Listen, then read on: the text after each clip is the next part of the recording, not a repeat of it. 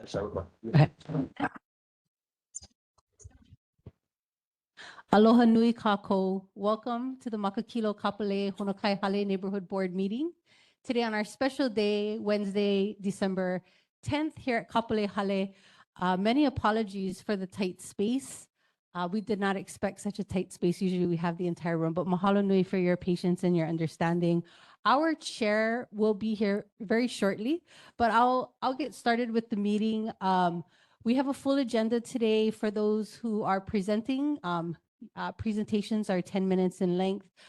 For those in the community who are joining us online, when you come online to speak, if you could turn on your camera so that we can see you, and also to unmute so we can also hear you. And for those who will be coming up to the microphone to share any community concerns or questions, the microphone is right here.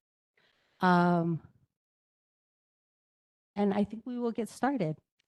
If I could ask our neighborhood board assistant for roll call. Alrighty. Okay, when I call your name, please speak into the microphone. If you're online, please unmute so I can get you down for the roll. Board Member England. Here. Member Dudley. Here. Ferreira. Present. Hale. Ayo. Bosler. Here. Lidstone. Ayo. Medeiros. Present. Ta'ala. One more time, Ta'ala. Not seeing online. And Paris, I believe, is on the way, but at the current moment, he is not present. But Vice Chair, you have 7 members present. Yep. Mahalo. Mahalo. We'll start with our first presentation from Honolulu Fire Department.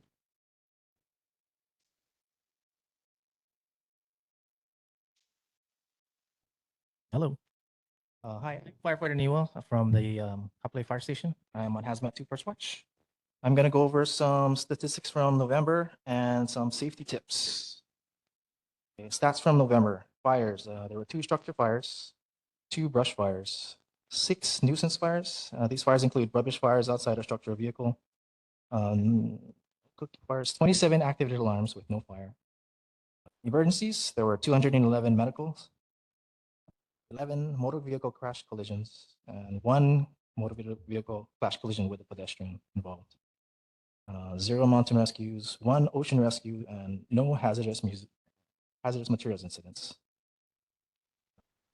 Safety tips. It's holiday season, so talking about Christmas trees and New Year's fireworks. So the first one, Christmas trees. Dried Christmas trees, wreaths, and other natural decorations are extremely flammable. Remove them from your home as soon as possible and consider recycling your trees at a participating green waste center in your area. Fireworks. Let's leave the fireworks to our trained pyrotechnic professionals and enjoy the public fireworks displays.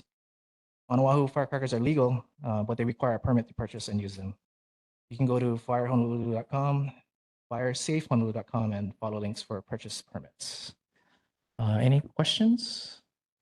Any questions from the community? In person? Any questions online? Any questions from the board? Mahalo nui. All right. Thanks, guys. Our next report is from the Honolulu Police Department. Are they here online? No, okay. We'll move on to Board of Water Supply. Here in person, here online. Our next report is from Mayor Rick Blangiardi's representative. Aloha, I'm here online today. Aloha nui. Sorry to not be there in person. Aloha all, Deborah Zeisman from the mayor's office. Sorry to not be joining you in person. I will be back in person in January. It's busy with school-age children this time of year. A few updates and announcements from the mayor's office. We recently graduated new classes from Ocean Safety and Emergency Services to add to have more life-saving personnel across our city. The Environmental Services Division, oh, sorry, folks can't hear. Environmental Services has just held a blessing for the new facility at Hale o Honouliuli. As well as Environmental Services is in the midst of an educational campaign to inform all Oahu residents about the new sewer rates that will go into effect in January. So please be on the lookout for information about the new sewer rates and how that will work. I'm trying to be brief. And also there is a new city law as well that veterans are now exempt from paying car registration fees. So that is new. And it's the holiday time. So if folks are not aware, both Honolulu Hale and Kapolei Hale are decorated. For those who are there, I hope you get to enjoy the beautiful trees. We are in parade season. It was wonderful to march in the Kapolei parade this last weekend. I think Kapolei had more folks turn out than for the downtown parade. So go Kapolei. So please enjoy both the downtown, all the city lights downtown, as well as in Kapolei. And let's see, we have recently launched on December 1 a brand new 311 system. So this is the system where residents can report things like potholes, issues with crosswalks, all kinds of issues in your neighborhood. It is a new and improved from the 311 system that we had prior. So you are able to now there's an app that folks can put on their phone. You can take a picture, upload a video, and then very immediately, I tested it out myself. It is then routed to the appropriate city department so they can come out and check on whatever issue that is. So please, we look forward to, if you see something broken at a park, if you have issues on your street, please report them, because that is actually crowdsourcing to the community to keep an eye out in all of our communities for things so that city workers can come out and assess and take care of any of the problems. And please let us know if you are trying that new system and have any kind of feedback or issues with it as well. And then finally, there is also a new system citywide for the community to sign up for press releases. So for any members of the public, if you're interested in getting on that press release list for news releases that are sent out on a weekly basis, you can sign up. Anyone can sign up now. It's at honolulu.gov on the mayor's page, and there's a sign up link so you can get press releases as soon as they come out. Those are the updates. And then report back issues that came up at prior meetings. There were 2 issues that we were getting information for you folks on. So first was the issue of hedges that were overgrown on Kuloa Avenue. And a member of the public, I believe, asked if, shared that they were blocking driver's lines of sight and the hedges needed to be trimmed. We looked into that matter, and Kuloa Ave is not under the city's jurisdiction. It is part of the state development under HHFDC. So I don't know if there's someone in the room today from the state, but I think the issue needs to be reported to HHFDC for them to do the tree maintenance on Kuloa Ave. And the second issue Dr. Dudley raised at the last meeting was dead trees on Makakilo Drive. And so on November 13th, Department of Parks and Rec, the urban forestry folks went out and did inspection of a number of trees on Makakilo Drive. They listed them for me. Monkey pod trees and rainbow shower trees, etc. They did not find any dead trees in their looking. So the request was, if Dr. Dudley is there, that if there was more specificity as to like the block or the area where you have noticed the problematic trees, they could go back to take a look, because they said Makakilo Drive is very long. There are hundreds of trees on it. And so if they could get some more information to where the issue of the trees was, we can have them go back out and take a look. So that's it from me on issues to follow up with. Thank you very much. Mahalo nui. I'd like to invite our chair, who has just walked in, to take over the meeting. Mahalo. Mahalo, First Vice Chair, for starting us off in December with a bang. Appreciate it. Kalamai for my tardiness and my exuberance to get here early. I totally forgot our makana that we were giving to our neighborhood board assistant and our Olelo operator back at my house, so I had to go back.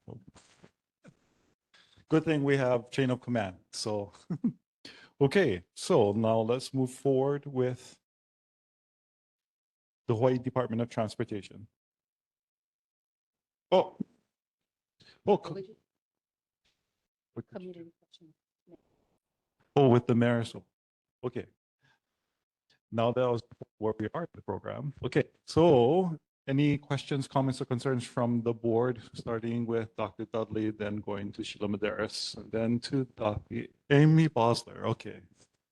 Yes, I'd like to point out that I never said dead trees. They're dying trees. Now, how anybody in the world could go out and go up and down that drive and not see that the trees, there are trees that have lost 3/4 of their leaves. There's something wrong with the trees. You know, those people need to go out and find out what's going on. The report was they're not getting enough water. There's grass on the ground. It's not brown. You know, they're getting as much water as they've ever gotten in the past. We need to find out. I mean, you know, there are maybe 50, 60 trees going up and down the street. They've been there now for 30 years, 40 years. They're absolutely beautiful, and we're letting them die because the people in the city are not going out and really studying the situation. I'd like a report next week again, next month again, about what is being done. I'd like them to go out and take a look, study the trees, find out what's going on, and come back and tell us. Thank you. Okay. Now let's go to board member Sheila Medeiros. She's going to let me go. Okay. first, Yeah. Let's go to board member Carol England. Okay, board. All right. This is for this is regarding a project that we have Mr. Sato, Isaiah Sato from RM Toll that's going to be doing the presentation. And it's regarding the article that was released about 20 hours ago regarding this project. I want to have a discussion with whomever is in your office, or maybe it's you, but we have this board, we have said no more development. We're on a moratorium because we need resources checked into. We need infrastructure like a school. We need another high school here. We need another hospital here.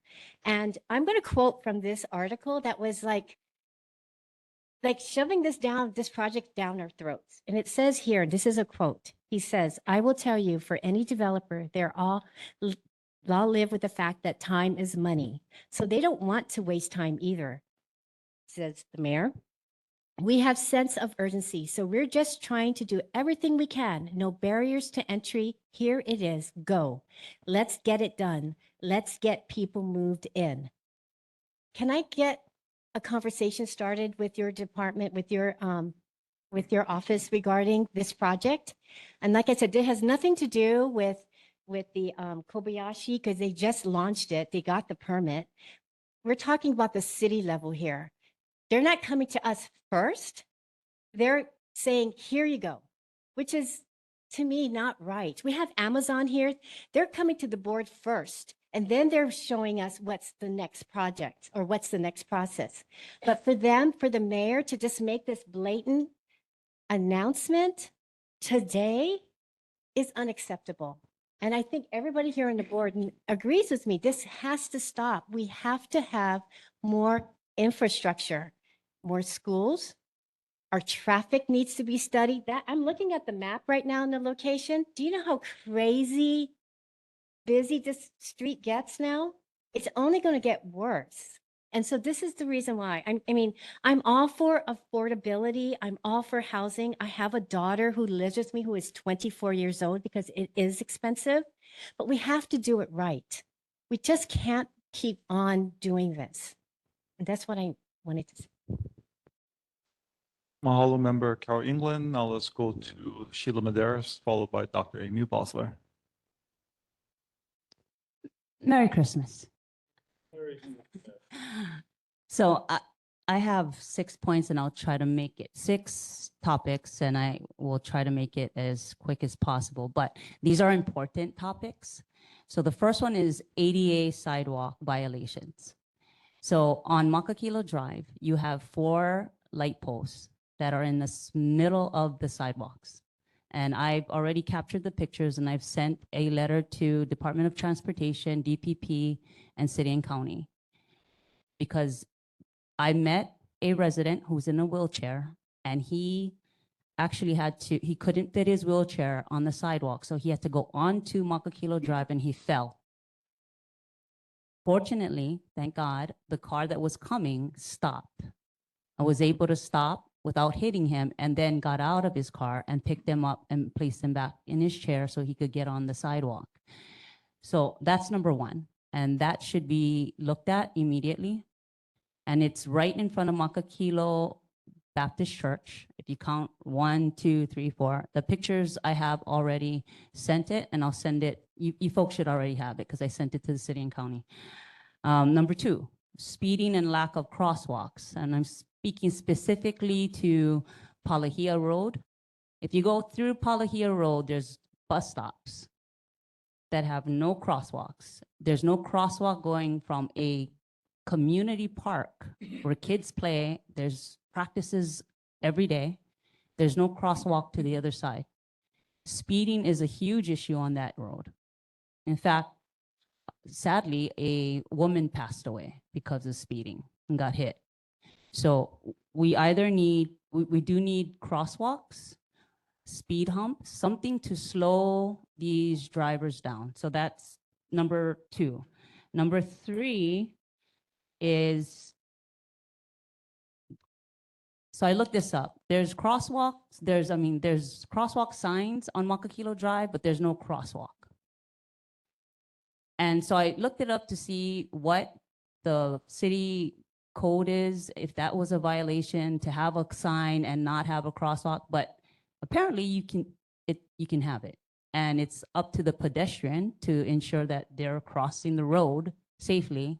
However, it's problematic if a driver hits the pedestrian. So I'm not comfortable with not having a crosswalk there. There should be a crosswalk on Makakilo Drive because that's like Speedway. And so someone's gonna get hurt eventually if they haven't already gotten hurt. Illegal dirt bike riding. If you go up to Royal Ridge in Anuhead subdivision, the homes there that are right up against the ridge, the homeowners they're losing their minds because they can't sleep because these dirt bike riders are behind there just riding and it's loud. And sometimes there's 10 of them. And we're worried about Kahivelo's development and native plants and native animals. Well, those dirt bikes are actually hurting the native plants and the animals that are birds that are there, like the poel. So please look into that. And last one, and I think it's an easy fix, we just need to know how to do it, is Makakilo Community Park. Pickleball is a thing now. And they have this massive pickleball sport on Sundays, on the weekends. And so they made a makeshift tape on the tennis court. So they're asking, and they said they went to the Parks and Recs office at Makakilo Community Park and there's nobody there. Or there's somebody there and they can't give you the answer. So if the community got the guidelines from the city and county on painting the pickleball line, because they already have it, they kind of made it up themselves. Can we get that done? I mean, the community, the players are willing to paint it. We just need to know what the rules are, the city and county rules. And that's all I have for now. Thank you. Mahalo. Let's now go to Dr. Amy Bosler.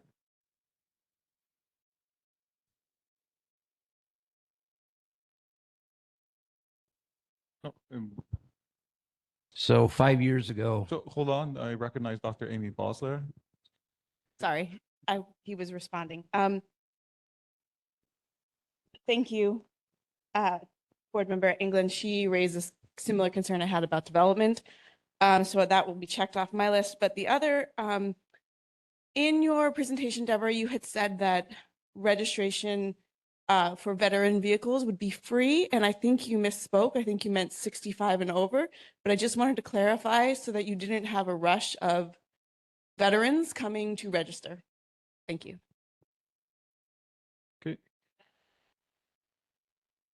Deborah, is that effective immediately? Or is it I will January? check on that because the memo I have says free, but you could be right, Dr. Bossler. Let me check and get back to you folks on it. I mean, that would be wonderful, but the news article said 65 and over. Okay, now let's go to, Let I'll find out. thanks. Let's go to Transportation Chair, Nick Ferraro. So around 5 years ago, when they were repaving Makakilo Drive, they were planning on taking out 7 crosswalks. So that's why you still see signs up. And DTS said, well, we're not putting them in because we did a study and they're not being used enough. So we might as well not have them. And instead, what we'll replace them with is these unmarked crosswalks. In other words, there's no crosswalks there, but the drivers are supposed to know they're unmarked crosswalks. There's been pedestrians injured. We did sign waving. We did a lot of just plain rebel rousing, and I don't see us being able to get them back. We can keep pushing for it. I will keep pushing for it, but they went out there and basically took them out. And at the time, what I was looking for was them to keep the crosswalks. And in addition to putting those flashing lights like they have out at Coalina, where you push the little button and then the light comes on so somebody knows somebody's crossing the street, we haven't been able to get speed humps because they say that the degree of descent on the street itself is too steep, so we can't do that. So that's kind of where that was at. So if we could revisit getting the crosswalks back, I would definitely like to do that because it was under a different mayor as well. So that's all I got. Okay, now going to Board Member Hale. Thank you, Deborah, for your thorough report regarding Dr. Bowser's concern about the veterans. Is it one per veteran, or some veterans may tweak the system and have all 3 vehicles? So can you check on that? And not only that, we got some vehicles that their registration has expired. If it's applicable to a veteran, shouldn't he or she pay for the fine first, then get waived thereafter? That's all. Any other questions, comments, or concerns for the Office of the Mayor from the board members? Seeing none, let's go to the community at large. Community, any questions, comments, or concerns for the mayor's office? If you have, just raise your hand and come up to the mic. Any online, virtually? Oh, come on, Mai. Please introduce yourself. My name is Leticia Hernandez, and I am a Villages of Kapolei resident. And I just wanted to touch bases on Mrs. England's with having to do with the school. And I got taken back because my grandson was affected this past year regarding Mehana opening up. And I just attended the school community council, and just at Ho'okele Elementary, they are equipped to take 750 students.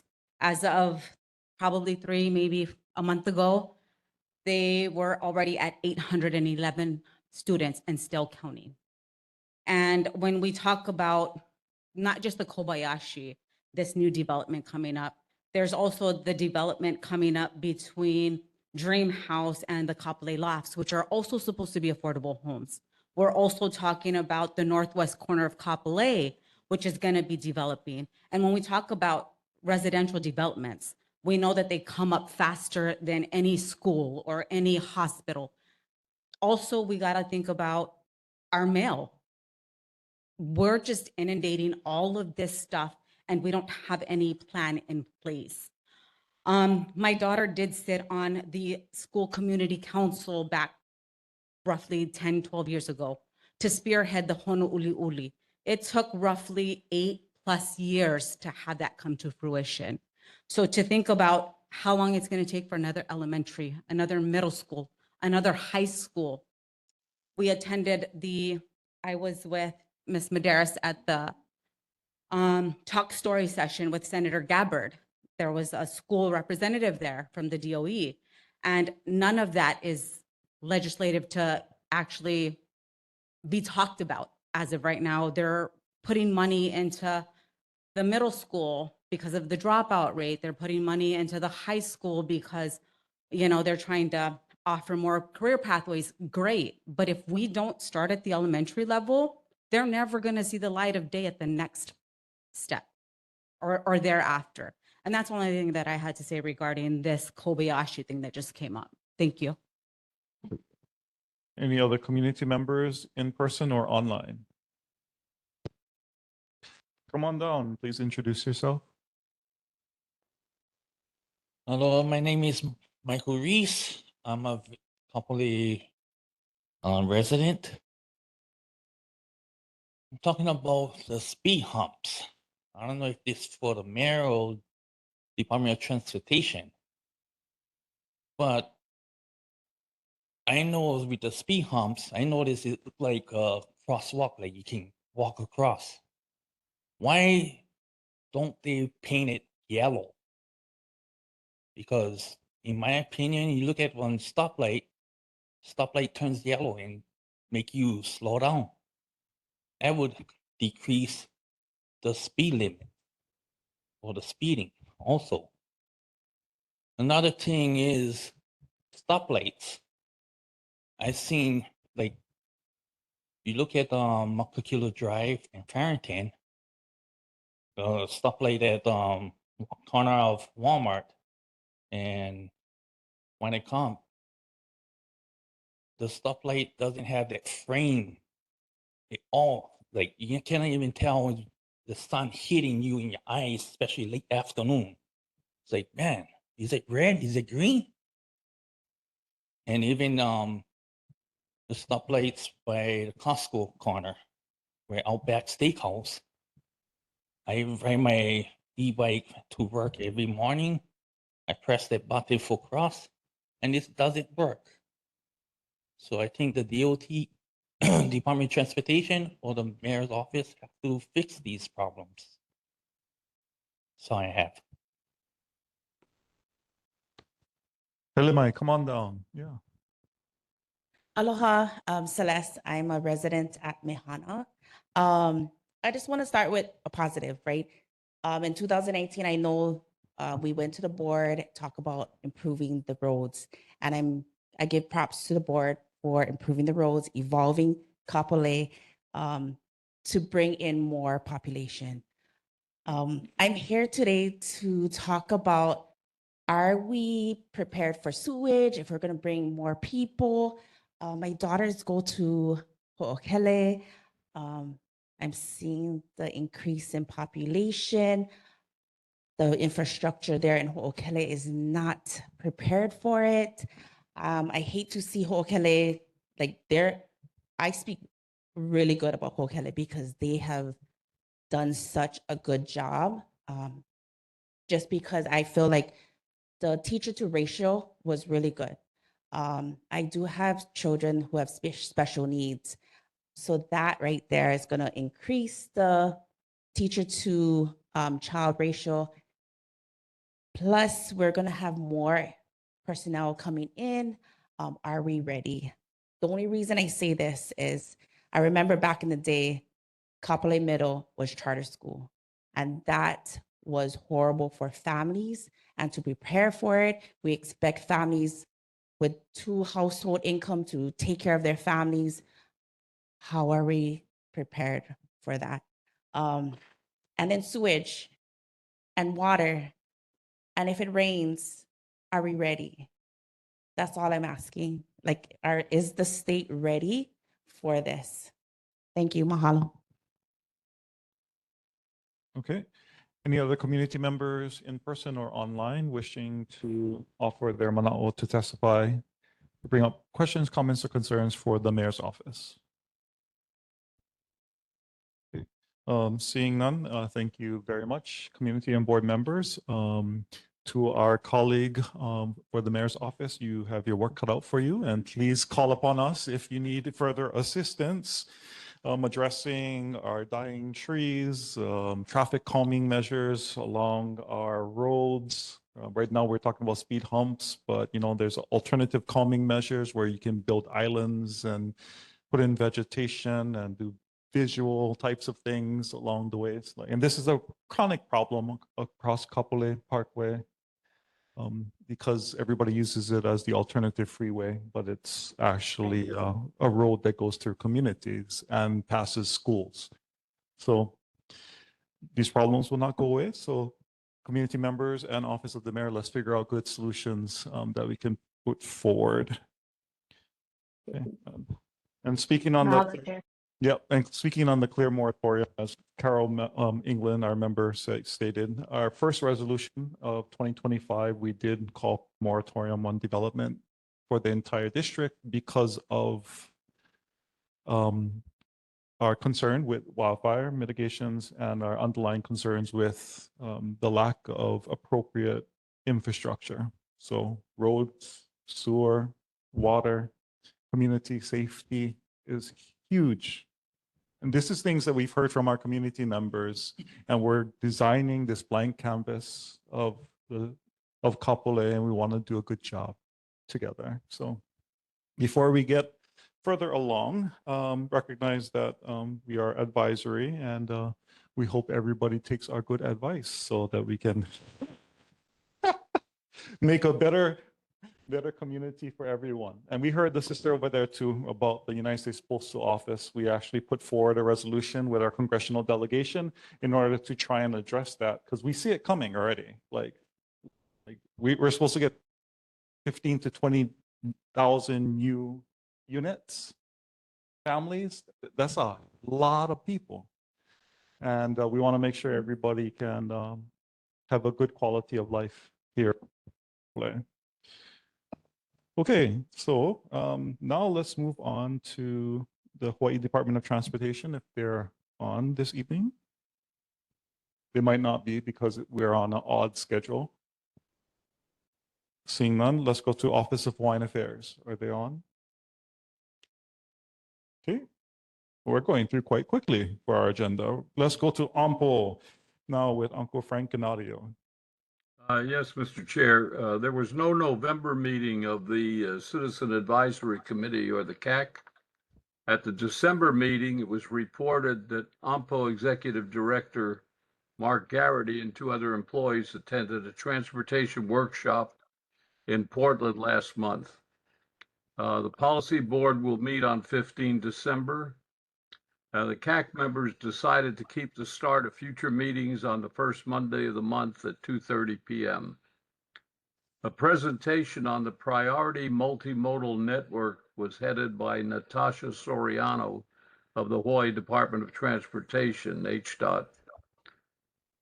Each Hawaii county has a master plan for connecting communities with bikeways, sidewalks, transit, and shared roadways. HDOT has 67 projects to be completed by 2030, designed to improve safety, reduce the reliance on imported fuel, and promote transit-oriented development. Still needed are identification and priority criteria, for example, crash history and traffic stress. For Oahu, $187.2 million is allocated to extend bikeways to 76.43 miles and sidewalks to 132.93 miles. There are 18 busway projects budgeted at $47 million, primarily to integrate the bus with Skyline Rail. An example was given of having a bus from Waianae reach Skyline in 10 minutes. Working with the Department of Transportation Services, or DTS, $360 million will be spent on bicycling, pedestrian, and transit projects over the next 10 years. Community comments can be made on the website, which is hdotmultimodal@hawaii.gov. In the Q&A session, I commented that OMPO, HDOT, and DTS concentration this year, based on CAC presentations and discussions have moved away from its past priorities on roadways. I stated that there are enough fingers on one's hands to cover the number of commuters who will head to downtown Honolulu from West Oahu each workday.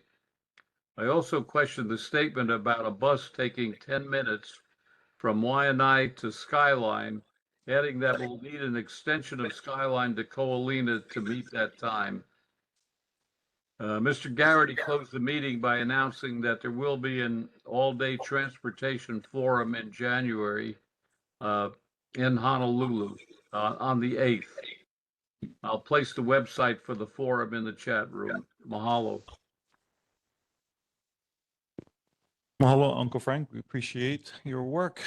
Questions from board members going to Dr. Amy Bosler. Go ahead. Thank you, Chair, and thank you for your presentation. Always appreciate you being with us. The numbers you spoke were pretty impressive for bike paths and walking paths.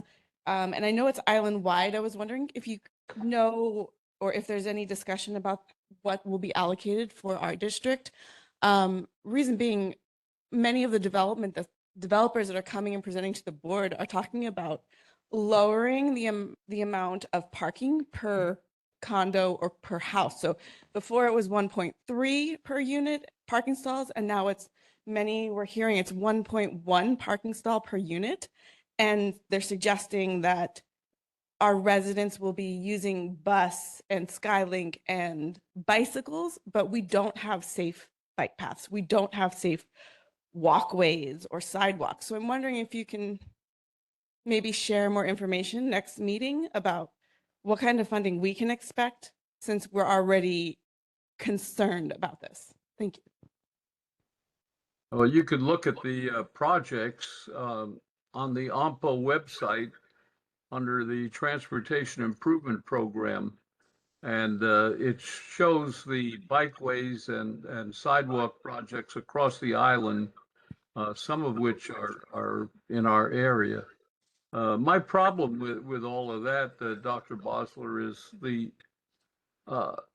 emphasis on something that commuters going into downtown Honolulu won't be using. And of course, you know, my big headache is with trying to complete Makakilo Drive, which would take an enormous burden off that entrance to H1 down the hill.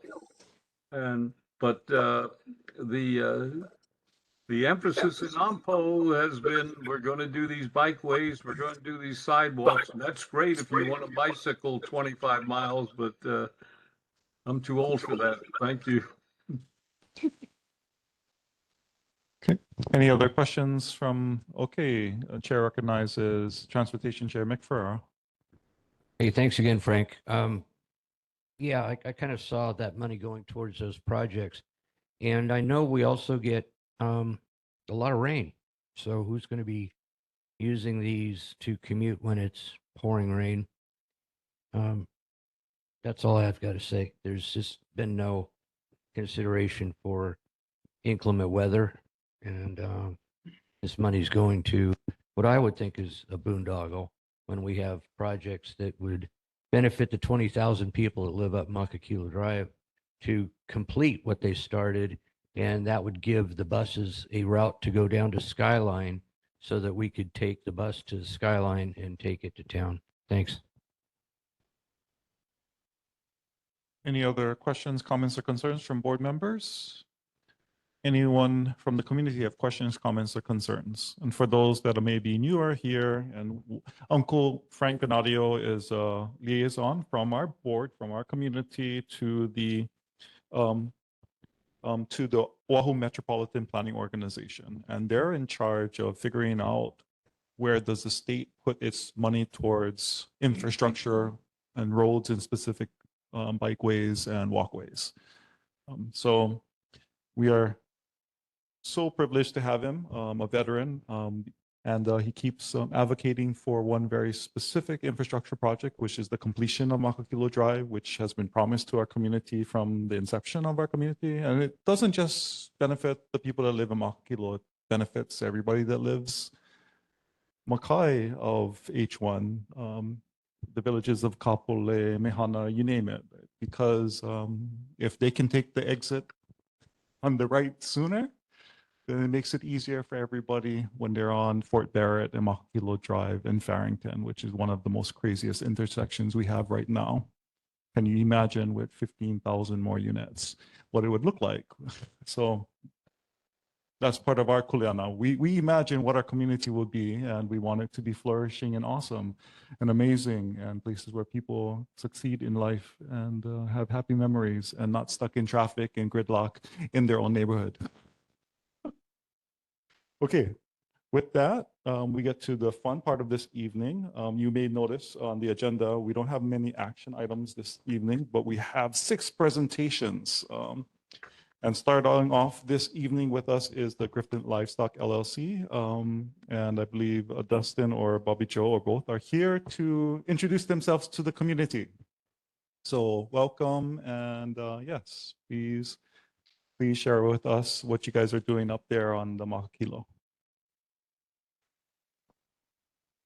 Thank you, everyone. I'm Dustin Griffith. This is my wife, Bobby Joe. We don't live in Makakilo, but we are very much a part of your community. We operate the ranch on both sides of Makakilo that's now being run by Griffith Livestock. It's kind of exciting to be part of this ranch. We have an opportunity to, one, help the community. And one of the things that we're pretty proud of is that, you know, we get the opportunity to graze that property. And the benefit to the community is that keeps the fuel load down for the fires. We make an effort, we make an extreme effort to make sure that we graze down by Farrington Highway first. Make it move up along beside Makakilo so that, you know, if somebody throws a cigarette out, kid playing with matches, things happen. And any of that goes on, that the fire department has an opportunity to get there in a timely enough fashion to keep it from becoming a big deal. I'm sure a lot of you don't know, but last year down by the water park, it caught on fire and it burned about an acre. And the reason that happened is because we had held all of our cattle down on the bottom, made sure they grazed that off well. Grass was about this tall, and that was a great benefit to keep everything from getting out of control. Benefited the community, benefited our ranch, benefited everybody. We acknowledge the fact that there are times that our animals don't stay put. They don't stay inside their fence, and you know, we do the best we can on that. We've got a full-time employee that is pretty much does nothing but run around checking fences and fixing fences.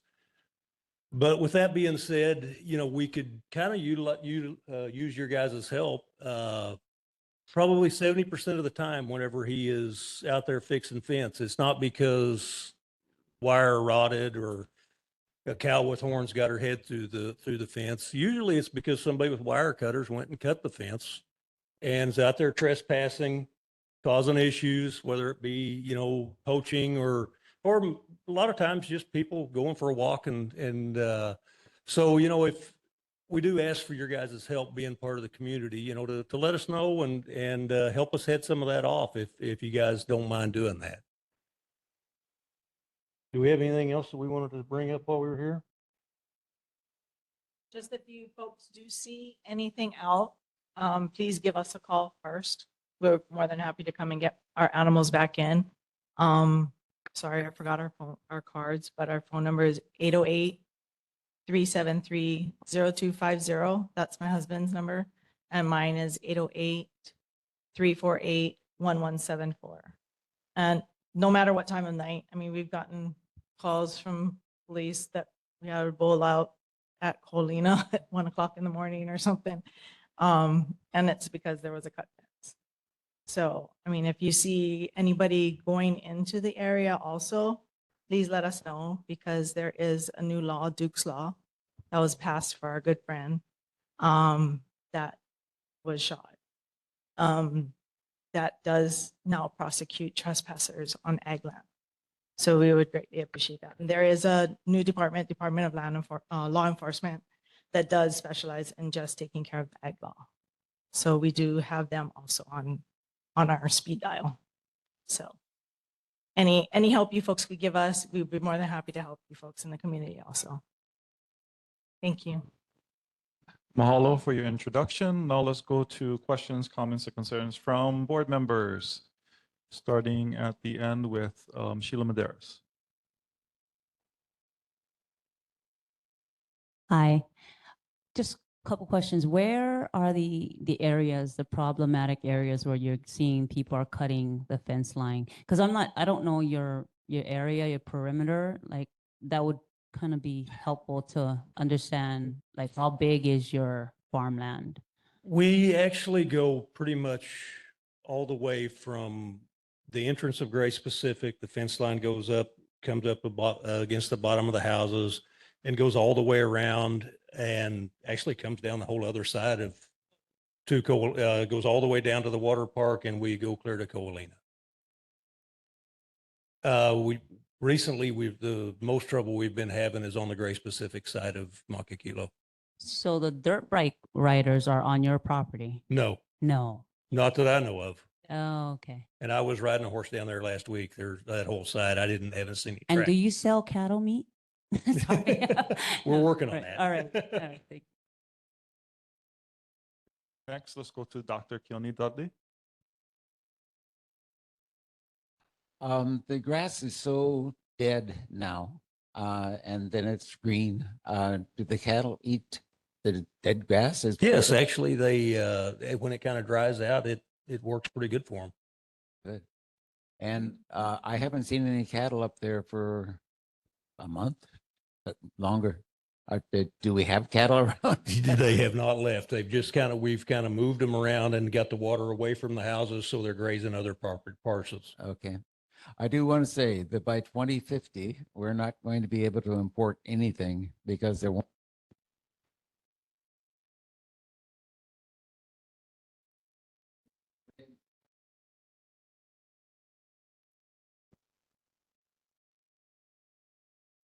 Agreed.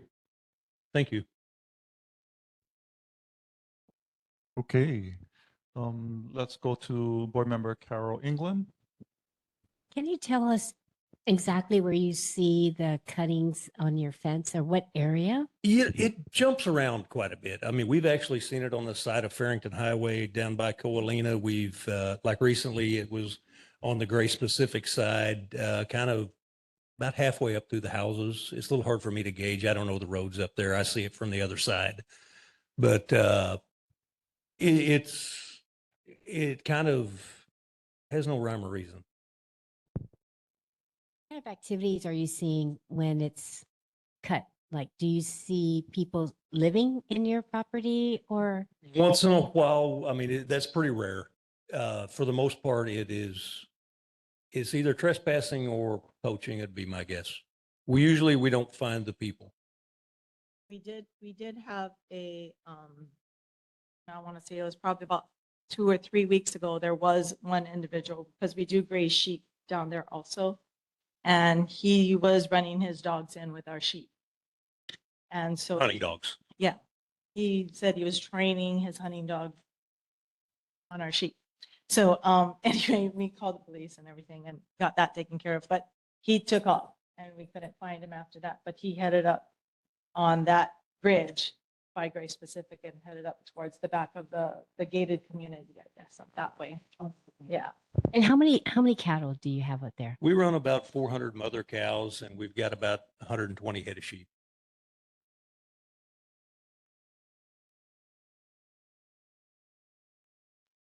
Any other questions, comments, or concerns from board members? Okay, any questions, comments, or concerns from the community at large? Come on up or give the man a mic, either way.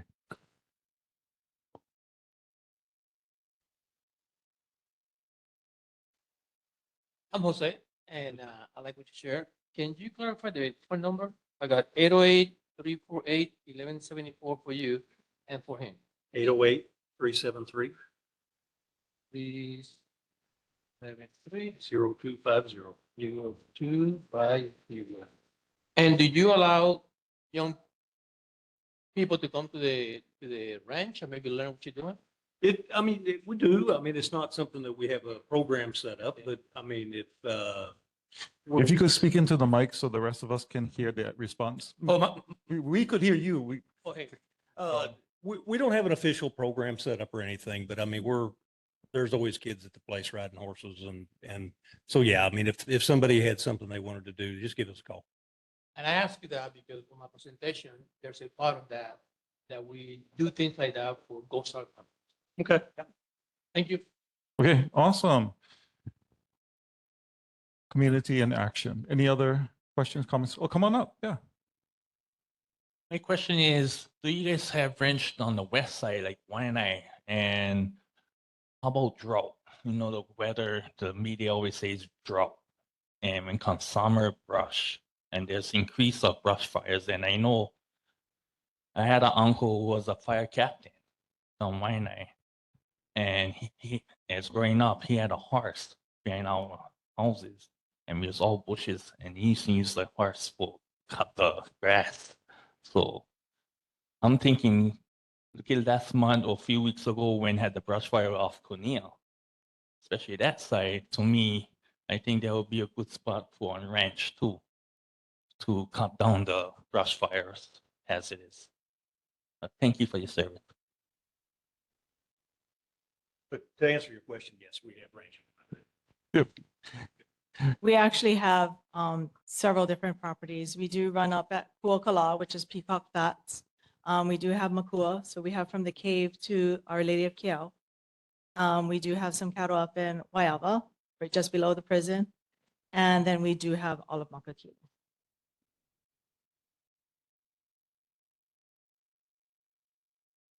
Hello, my name is William Albritton, and I'm a Makakilo resident.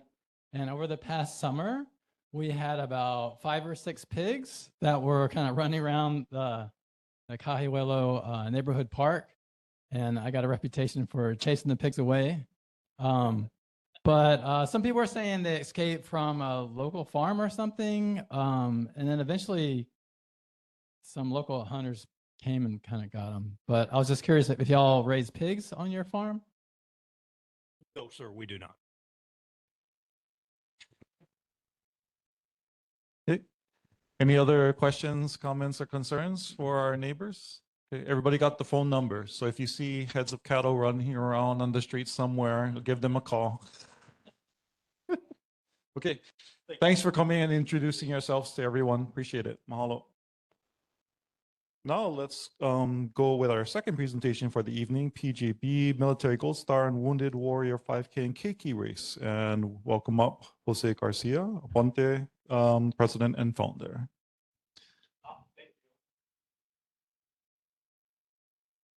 Thank you.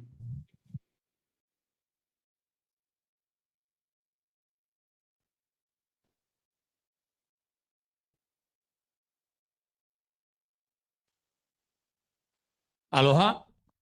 My name is Jose Garcia Ponte. I'm a veteran. Served almost 28 years. Came to Hawaii in 1993. My son was born at the picnic building in Tripoli. So I spent here almost 15 years. So Hawaii is very close to my heart. For the last about 7 years, we've been doing Christmas, unknown to a lot of you guys, for local military widows at Schofield Barracks. Last night, we came off the base and we went to Mauka Luau. It was fantastic. We doubled the numbers of Ghost Star families because it is a challenge to get a Ghost Star family to go on base if they don't have an ID. So my presentation today is to ask you to consider positively approving our 5K. And I will tell you, we had 3 whys we do this 5K. Why number 1 is what happened last night. Why number 1 is to raise the funding so that we can 100% cover the expenses for the Christmas for local Ghost Star families. If you don't know what that is a military widow. Husband died in combat, or unknown to a lot of people here, it is a sad point to say that we lose 22 to 34 veterans a day to suicide. So last night we covered, there was almost 60 that came up, family members and the widows. Why number 2? We're gonna do a family camp, so that's why I needed a number because I'm gonna hit them, right?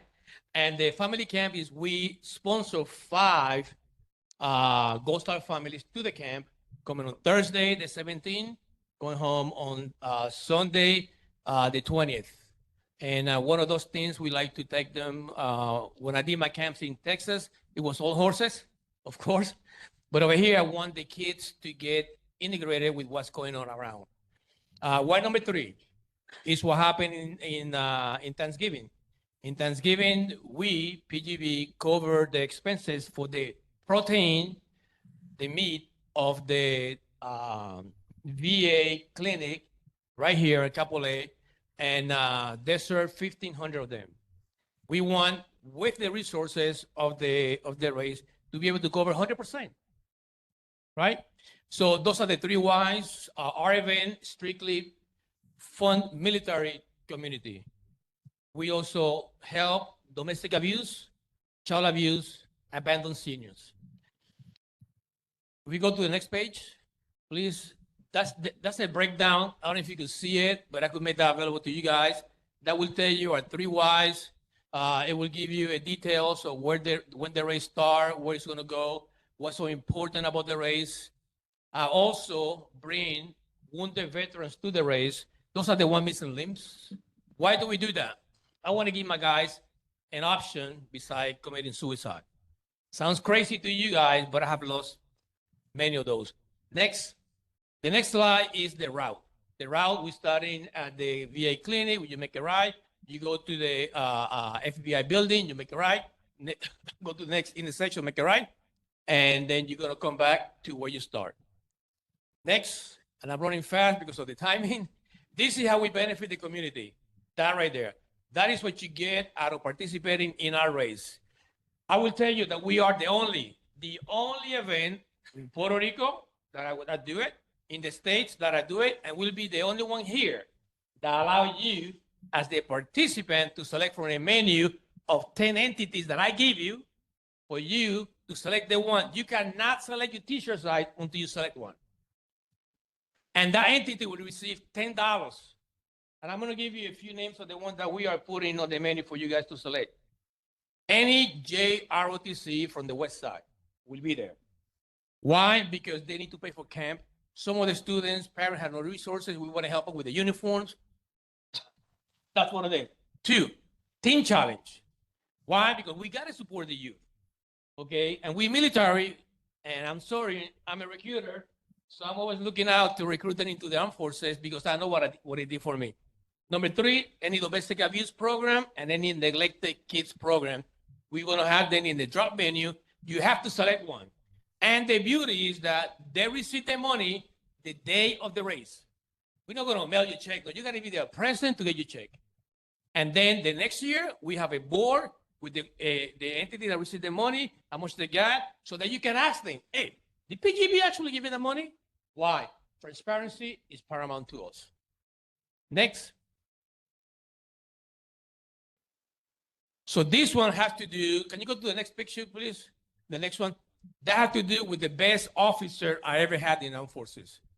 Major General Francisco A. Espia, on a Friday, doing PT with the soldiers at Fort Bragg, 14 days after getting pinned the second star, at age 56, dropped dead, died.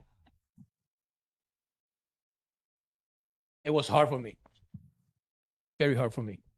So we honor fallen military. So if you have a fallen military in your family and you want to honor us to honor them, we pay to build a board for you. We just need your help with a good picture and the correct info. Also, we honor fallen police. That young man right there, we went to do Christmas in San Antonio for our guys. I flew in on a Friday to talk to my POC. He pulled out a guy that was driving too fast, asked for the registration and license. The guy went down, came back with a gun and killed him. 33 years old, left 2 kids behind. That what you see there is the race in Puerto Rico. Next. This will have to do with the camp. Go to the next picture, please. That's my camp in Texas, as you can see the horses, right? So here, tomorrow, we're gonna go and see a venue in the Kaneohe side. And I think it's gonna be fantastic. I'm telling you, we are paramount to build the best Gold Star location in the nation. Next. That's the Christmas party. Those are the actual pictures, the one last year. Yesterday, we tripled the number. Triple the number. I met some Gold Stars that had never attended. They loved it. They said, thank you for making us part of what you're doing. Next. Now, that right there, it is, as a recruiter, that's my Kool-Aid. That's when we do the future soldiers sworn in. I'm passionate about the armed forces. It was my dream. Real quick, I tell you, the ASVAB, you know, 50 and up, you get whatever you want. Passing is 30, is 31. Back in my day, it was 23, and I flunked it 7 times. 7 times. The proof of the desire is in the pursuit. The proof of the pursuit is in the fruits. You see it right here. I flunked it because it was like Chinese to me. I'm from Puerto Rico. If you don't see that on my accent, then you missed it. Now, I cannot confirm nor deny the following because he won't do it. My last recruiter was my cousin. And I said, listen, man, did you actually fix my test? I can't tell you that, but you were my best recruit. My rank is the highest rank in the enlisted side of the most powerful army known to mankind. I'm a command sergeant major, and I'm proud of that.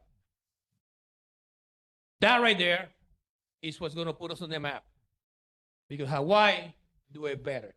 We got all 6 branches right here, and for that right there, we expect you to be there. You could run, you could walk, or you can roll. And when I say roll, it's because I got some of my soldiers missing limbs. They lost their leg serving for you. They lost an arm serving for you. So if anything, I'm asking the board to please consider approving our request to do a 5K to benefit the local military community. Money raised here will be invested here. We're not taking money from here to other locations. We don't do that. But if anything, just come and say hi to the wounded warriors. Say thank you to the Gold Star families. And you can walk with some of my warriors. Oh, I cannot run. Then walk. They're missing a leg. What are you missing? You see? Finally, please help me out. If you have somebody you want to honor, I want to do that. Thank you for your time, board. Subject to your questions. Let's go to questions, comments, and concerns. Let's start with this side with member Mick Ferrara.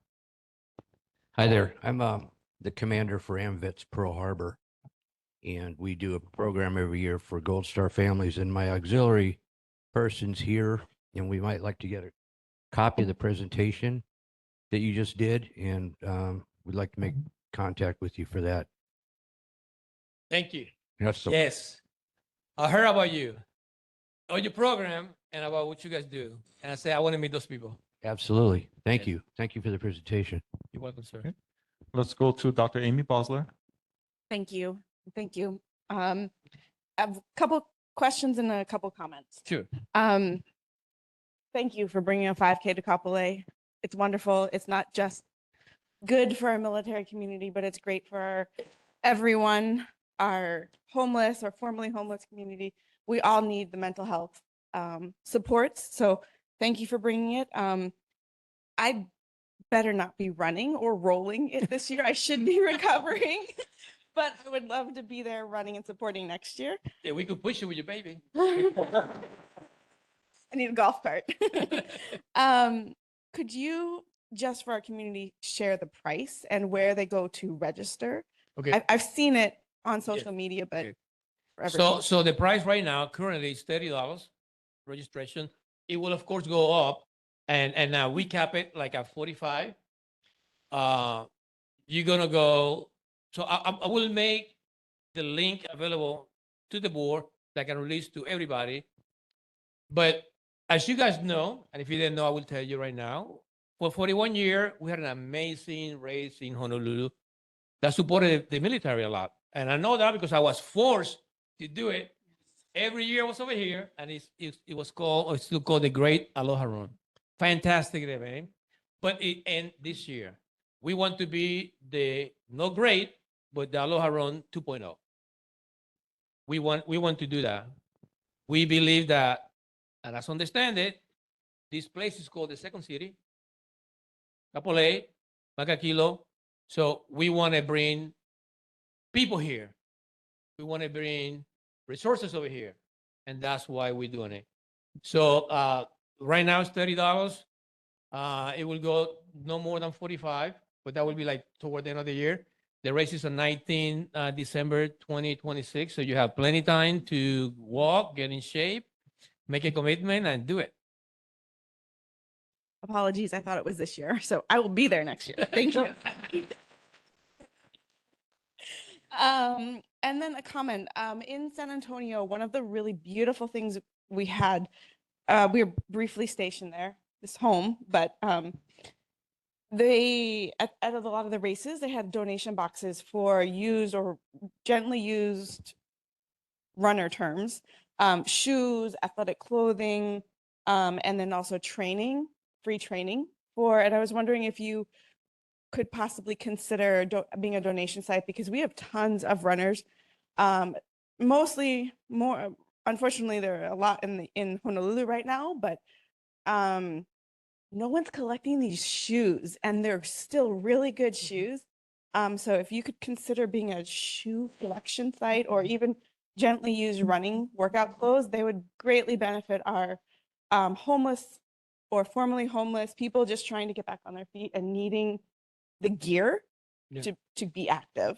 That was one comment. And then another comment, I'm really thankful to see that you're going to have the Memorial Mile. I've done them every base we lived on. I did them multiple times at the Marine Corps Marathon, and they are some of the most meaningful miles I've ever experienced, because I'm a veteran spouse here as well. And we lost a lot of guys and girls over the years, and to see a spouse just drop down in front of their photo, and they're beautiful and they're needed. So thank you for honoring our veterans, our fallen veterans and families. And lastly, you may, if you're not already, you may consider contacting our 4-H military of the Pacific program. We have a lot of great resources and people that might be involved in getting in your camps and supporting. I'm a part of it, but I'm not the person you need to talk to. I'm not the administrator. So thank you. What are the chances that we can exchange email? Very, very likely. Because you touched some points that I'm used to it. I just didn't want to open everything up because I want to make sure that we get a yes. But you opened it up, and I think it's really good, the collection of shoes and running gear that we can get homeless people, just get them moving, All right, next. Okay, let's go down the line. Is there anyone else having comments, concerns? Let's go to Sheila Daris.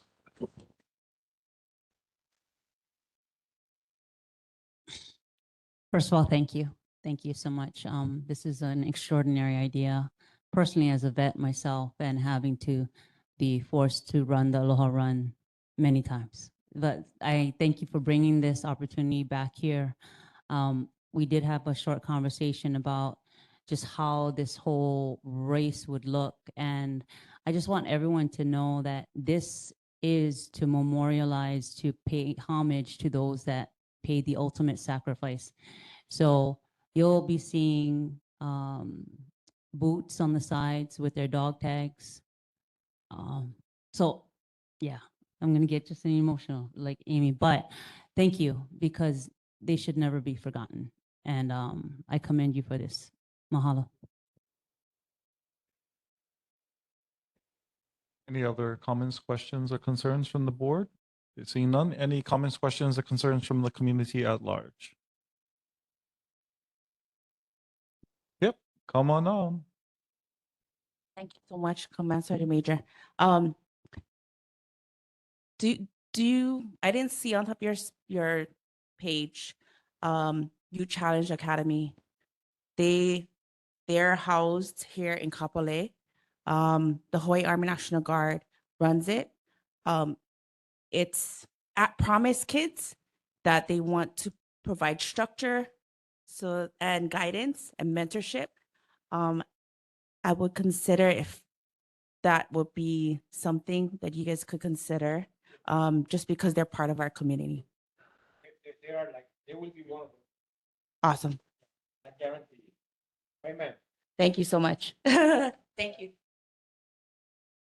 Okay, any other comments, questions, or concerns from the community? For those of you with any input or connection to the armed forces, I want to collect all boots. All boots, people gonna throw it away. I want them because we're gonna have a memory mile, and then we're gonna have another row with all boots.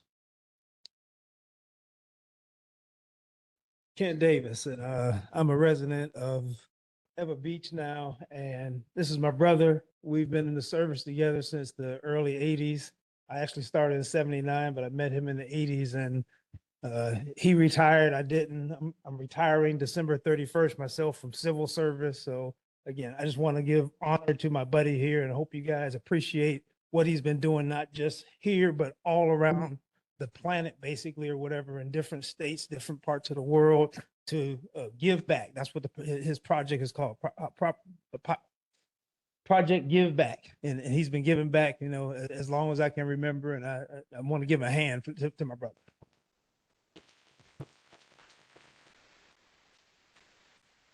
Appreciate it. We are very transparent. So I'm going to be pushing, if it's okay, through the board, some videos you get to see, some testimonial, because I want you to know where your money is going to go. So that's why on the second year, we're going to have a board with where your money went. And I need you to ask those people, did you actually get that money? Because we want resources to be here.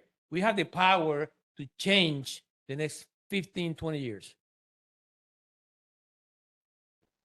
Any other questions, comments, or concerns from the community? One last question. Yes, One last right ahead. request that I have. So our name is PGB Gold Star and Wounded Warriors 5K Aloha Run Edition. Since the great Aloha Run is no longer, we don't using that name, we're using the name Aloha Run. Are we okay? Can I get that blessing from the board to move forward with that name?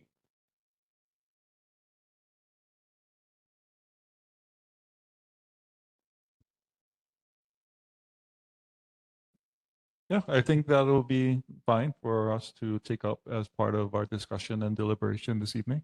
Yeah. Thank you. Okay, so having said that, the chair's recommendation to the board is that we support the PGB Gold Star and Wounded Warrior 5K and Aloha Run edition, tentatively scheduled for December of 2026, starting at our own Veterans Center here and going 5K around with the FBI building. Is there anyone wishing to publicly testify? Going once, going twice, going three times. Okay, hearing no public testimony. Now we're opening up for discussion from the board. Is there a motion to adopt the recommendation of the chair? Chair recognizes McFerrer. He made the motion, second by Carol England. Any discussion from board members? Go right ahead, McFerrer. Yeah, I find this event kind of important. We had an event called the Boots Memorial Run, and that was prior to COVID. And we had every set of boots and ID of everybody who had joined the military from 9/11, 2001 through the present. And this year we were going to do the run again, and for no reason at all, we were doing it out at Ford Island, and Navy Command canceled the run. And so I don't know what is going to happen with that next year, whether they're going to move it or whether they're going to try to get permission to do that. But I'm going to try to find out the disposition of the boots that they've got, because they've got sets of boots for everybody with a ID tag and a picture and everything. And the person that does it comes out here from Kansas, I think it is. Where? Texas? Yeah. So I find that this is very important because number one, it's in our community. And number two, we work with Gold Star families and we have our next door neighbors, the lady that used to run it out at Schofield. And so we're trying to find another event besides the Gold Star Mother's Day out at Punch Bowl, right? So I'll get in touch with you and Melinda may be in touch with you as well and get you some information, but we definitely want to try to participate. And I also run the AMVETS Riders Group, which is Yes. a big motorcycle contingent. And I'm also the legislative chair for the Street Bikers United. So usually trying to stir a few people up to participate. I can do that. So anyway, I appreciate you coming out here and doing this presentation and we'll chat with you more. Thank you. Thank you. Chair recognizes Board Member Honokai Hale. Thank you for your time, Command Sergeant Major. Sunday I did a event at Pearl Harbor because of December 7th. What we're not hearing tonight, we need to also focus on the families. We know we have a lot of souls who gave the ultimate price to our country, but let's not forget the families. And that's all I want you guys to also emphasize. Yeah, everything else was said up to this point is good, but you know, the wives, the kids, the husbands, you know, those who stayed back to support, you know, the career of the men and women. So let's focus on our families too. Thank you. Thank you. Any further discussion from the board? Okay, go right ahead, Dr. Amy Bosler. Sorry, another comment. I'm really excited about this run because I want to see more 5Ks in Kapolei. I want there to be running paths and ways for our community members to be active safely where you're not worrying about traffic or being harassed on your runs, but we need the mental health break and we need this. So please do your due diligence with the planning, making sure there's the aid station, the water, the Gatorade, the fruit. I know it's only a 5K, but with good planning and being prepared for traffic so it's not a major hassle for the residents, then you're paving the way for us to have more of these events and more participation in your event. So I'm really excited. I'm really hopeful for this race. So thank you. In that light, real quick, just to give you protocol so you guys know how we roll. This is how PG roll everywhere. We do colors, national anthem, and we do pray. We are Christ Center. That's who we are. We don't apologize. The last song that we play before we run is a Christian song. That's who we are. So I want you to know that because that's not what you like. I don't think that we are your race. But if you like your country, you love your Lord, you love your family, we're the one for you. Mahalo. Any other final discussion from board members? Okay. I'm excited to see you all come and let's see what we can do because regardless of your race, regardless of your religion, regardless if you have one or not, it's like we're neighbors. Yes. And this is the neighbors forum. Yep. So if you're not a neighbor, then you're in the wrong place. So with that, we welcome you and chair calls for the vote at this time. All those in favor say aye. Any opposed by the same sign? Any abstentions? Say kanalua. Hearing none, chair calls it unanimous. Congratulations, you have our support. Yes. Thank you, G.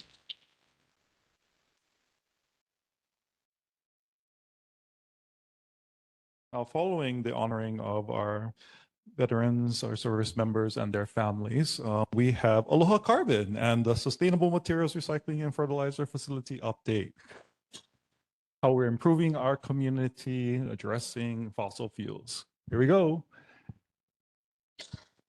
Okay, we got a lot to go through, so I've got my notes here to keep me on track. We're going to kind of power through here, but hello, everybody. Good evening to the board members and community. My name is Naomi Cookhack, and I oversee communications and community outreach for Simone Pietri Enterprises.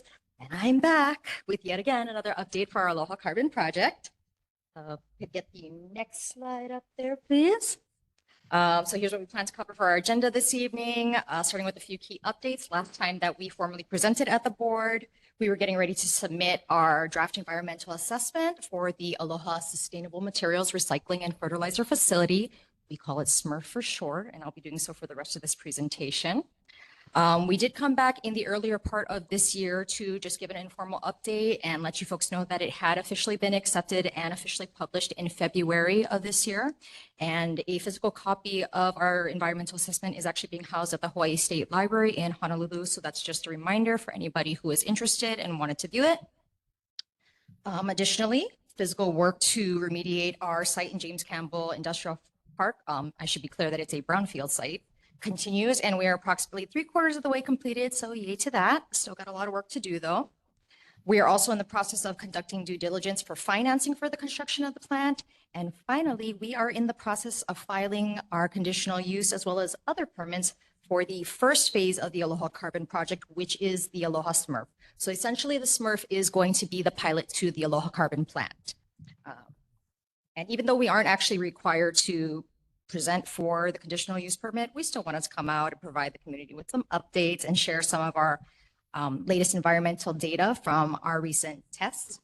And we do plan on requesting a letter of support from the board afterwards. So we could go to the next slide. Quick reminder, because we don't expect everybody to remember who we are.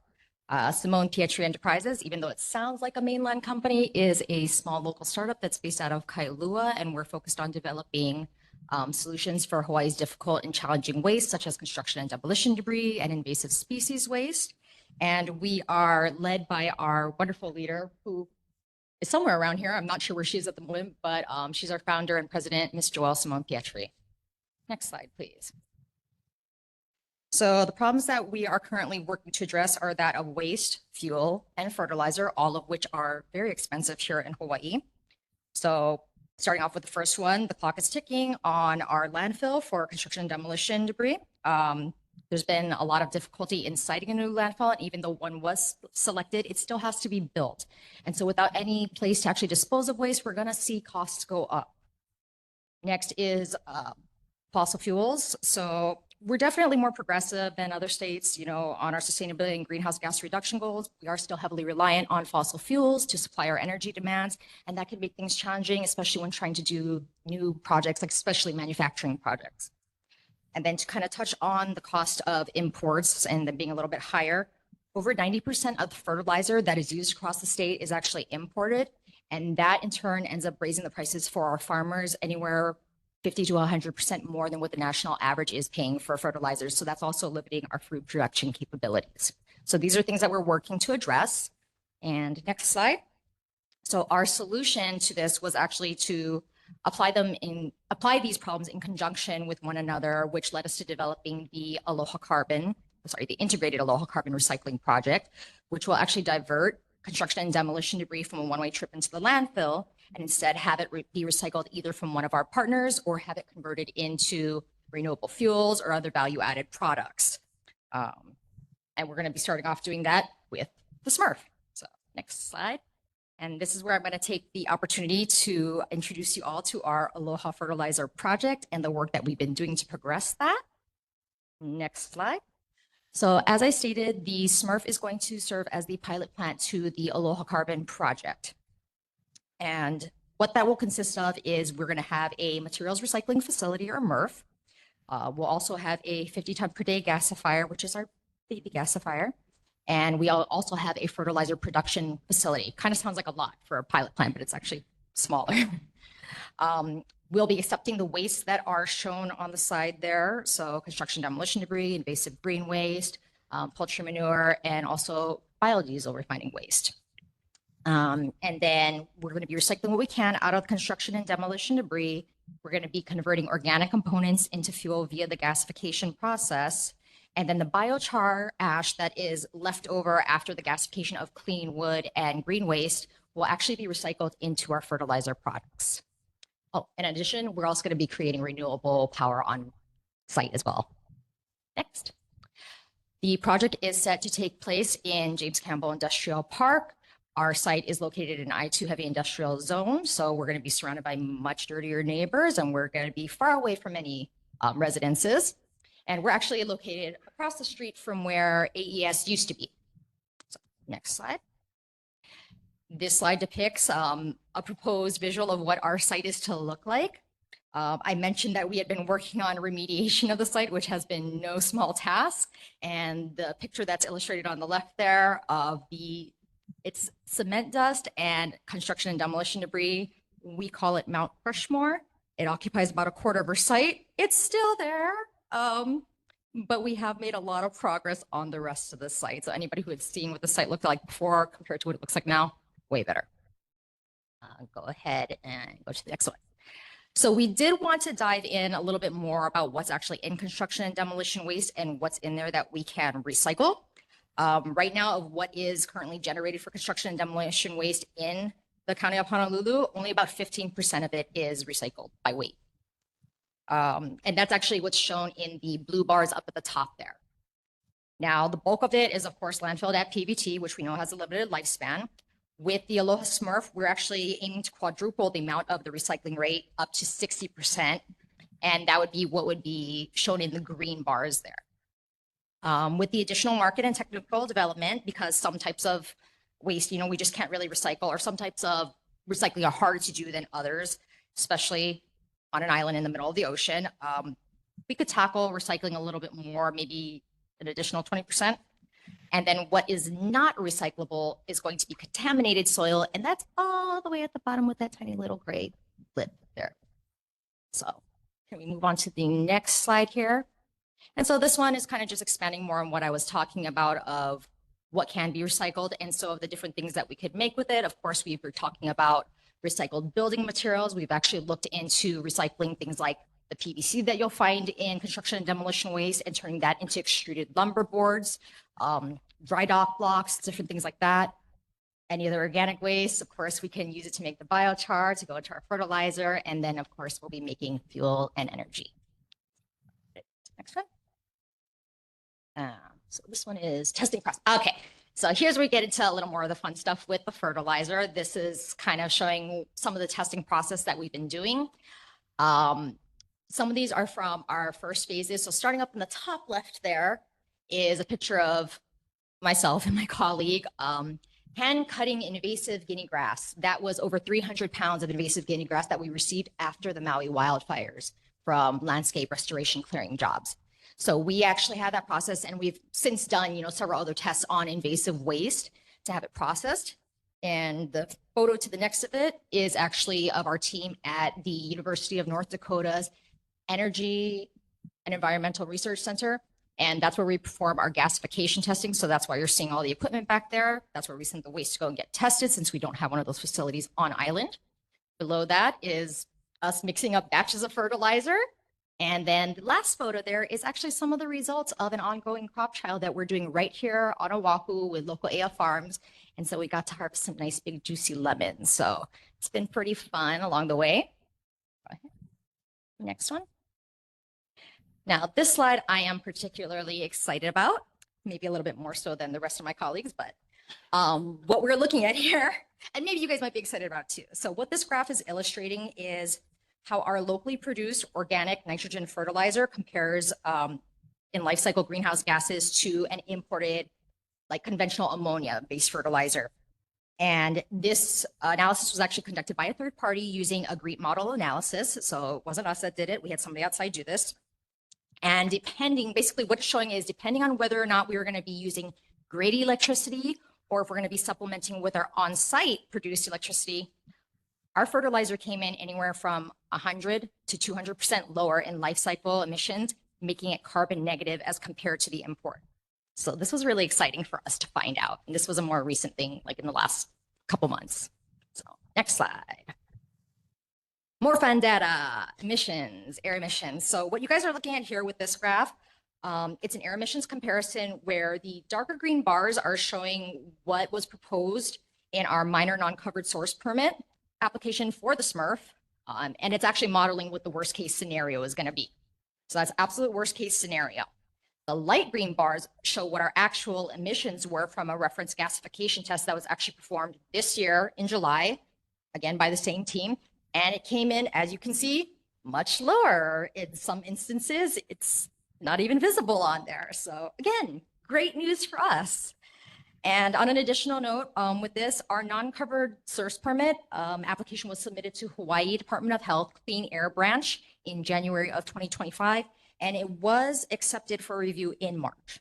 So, next slide, please. This one you guys might be familiar with. It's one that we've presented before, and this is simply a recap summarizing the results of our environmental assessment, which was simply stating that there would be no significant impacts from our project. So that remains the same. And next slide, please.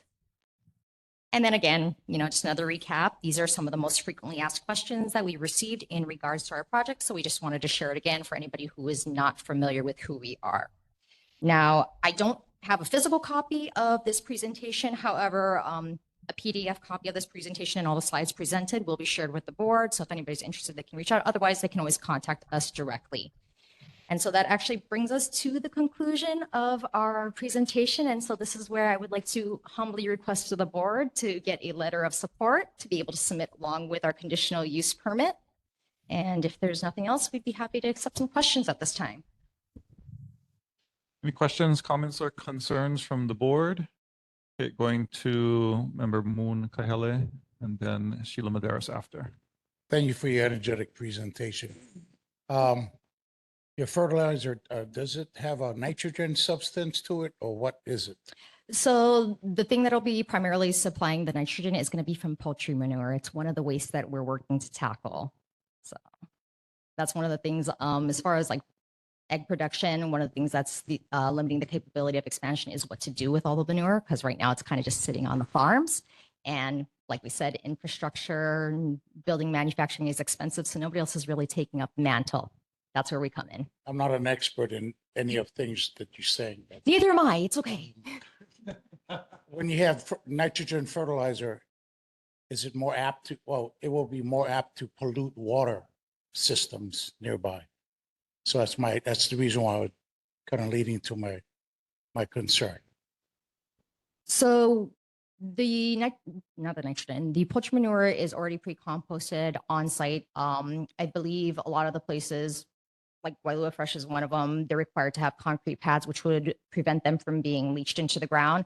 When it comes to us, it comes in trucks, so it's not touching anything. Our site has a bunch of concrete pads, which is what we would intend to dump it down onto, so it won't be permeating down into the aquifer. And then while it's in our fertilizer processing plant, by the time we finish actually turning it into a finished fertilizer product, we're going to be bagging it, so it won't be just sitting out on the ground. So less likelihood of it leaching in. We are doing analyses of all of our fertilizer blends. So we actually have them tested for any contaminants, any bacteria, anything that could be dangerous and harmful. We are building a database. It's not very interesting probably to anybody who doesn't really understand it, but we do intend to share some of these results probably somewhere down the road. But trust that we are actually doing our due diligence and making sure that we're creating a safe product. We do also plan on getting these fertilizers certified whenever we can. So, they're going to be regulated. Awesome. Let's go to Sheila Maderas.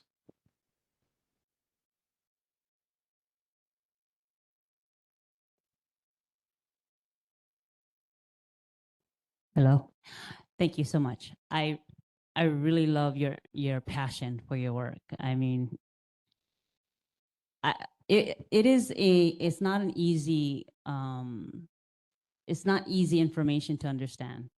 But I mean, I get it. But so my question to you is, if you're speaking to just, the community at large, and they just wanted a quick elevator pitch, what is the benefit of this for us in the community? A couple of different things. Obviously, we're going to be recycling waste. So rather than it going into the landfill and taking up more space, we're going to do something better with it than sticking it into the ground. And while we won't be producing energy for, let's say, the common household to use, we won't be burdening the grid as much by using as much of the electricity, because we're going to be able to sustainably self-power part of the time. So there is that. Other benefits are going to be obviously lowering greenhouse gas emissions, helping with other forms of waste, such as the poultry manure, invasive species waste, biodiesel refining waste. Especially with invasive species waste, the other benefit to that is that it's wildfire mitigation. We're focused on specifically invasive species, so not like regular landscaping waste. We think, Hawaiian Earth Products has a pretty good grasp on that with the composting. So we want to take the things that they can't tackle and things that don't have a solution right now. So that's all the invasive species waste, and we know how prevalent and how quickly it grows. So there's that. The other thing that would be beneficial as far as us accepting invasive species waste, that includes green waste that's contaminated with invasive pests like a coconut rhinoceros beetle, little fire ant, and I think there's a new beetle that was recently just found. I think it's a Japanese beetle. So we could actually accept waste like that without, having any worry about proliferation, because once it goes into our gasifier, it's not coming out. And the other thing is, because of where we're located in Campbell Industrial Park, it's not going to make it off the site. There's a bunch of silica dust everywhere. So if the gasifier doesn't get it, the silica dust will. So those are just some of the other benefits. Oh, and increasing fertilizer production within the state. So hopefully, providing more options for our local farmers to increase food production. Okay. Mahalo. Now let's go to board member Tiare Tala online. Aloha, thank you so much to you and Joelle. I see she's online at least, for another great presentation. I want to commend your company. I know you've been plugging away at this issue for years. I certainly will love the database. I follow you. This is kind of an area of interest of mine. So I am more than happy to nerd along with nitrogen composite tables with you. I want to say to anyone listening, especially if they plan on presenting or are already in the process, to take a note from your company.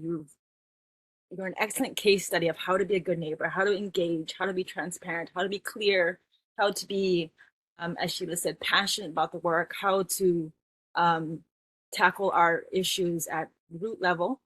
And I wish that more of our partners in government and private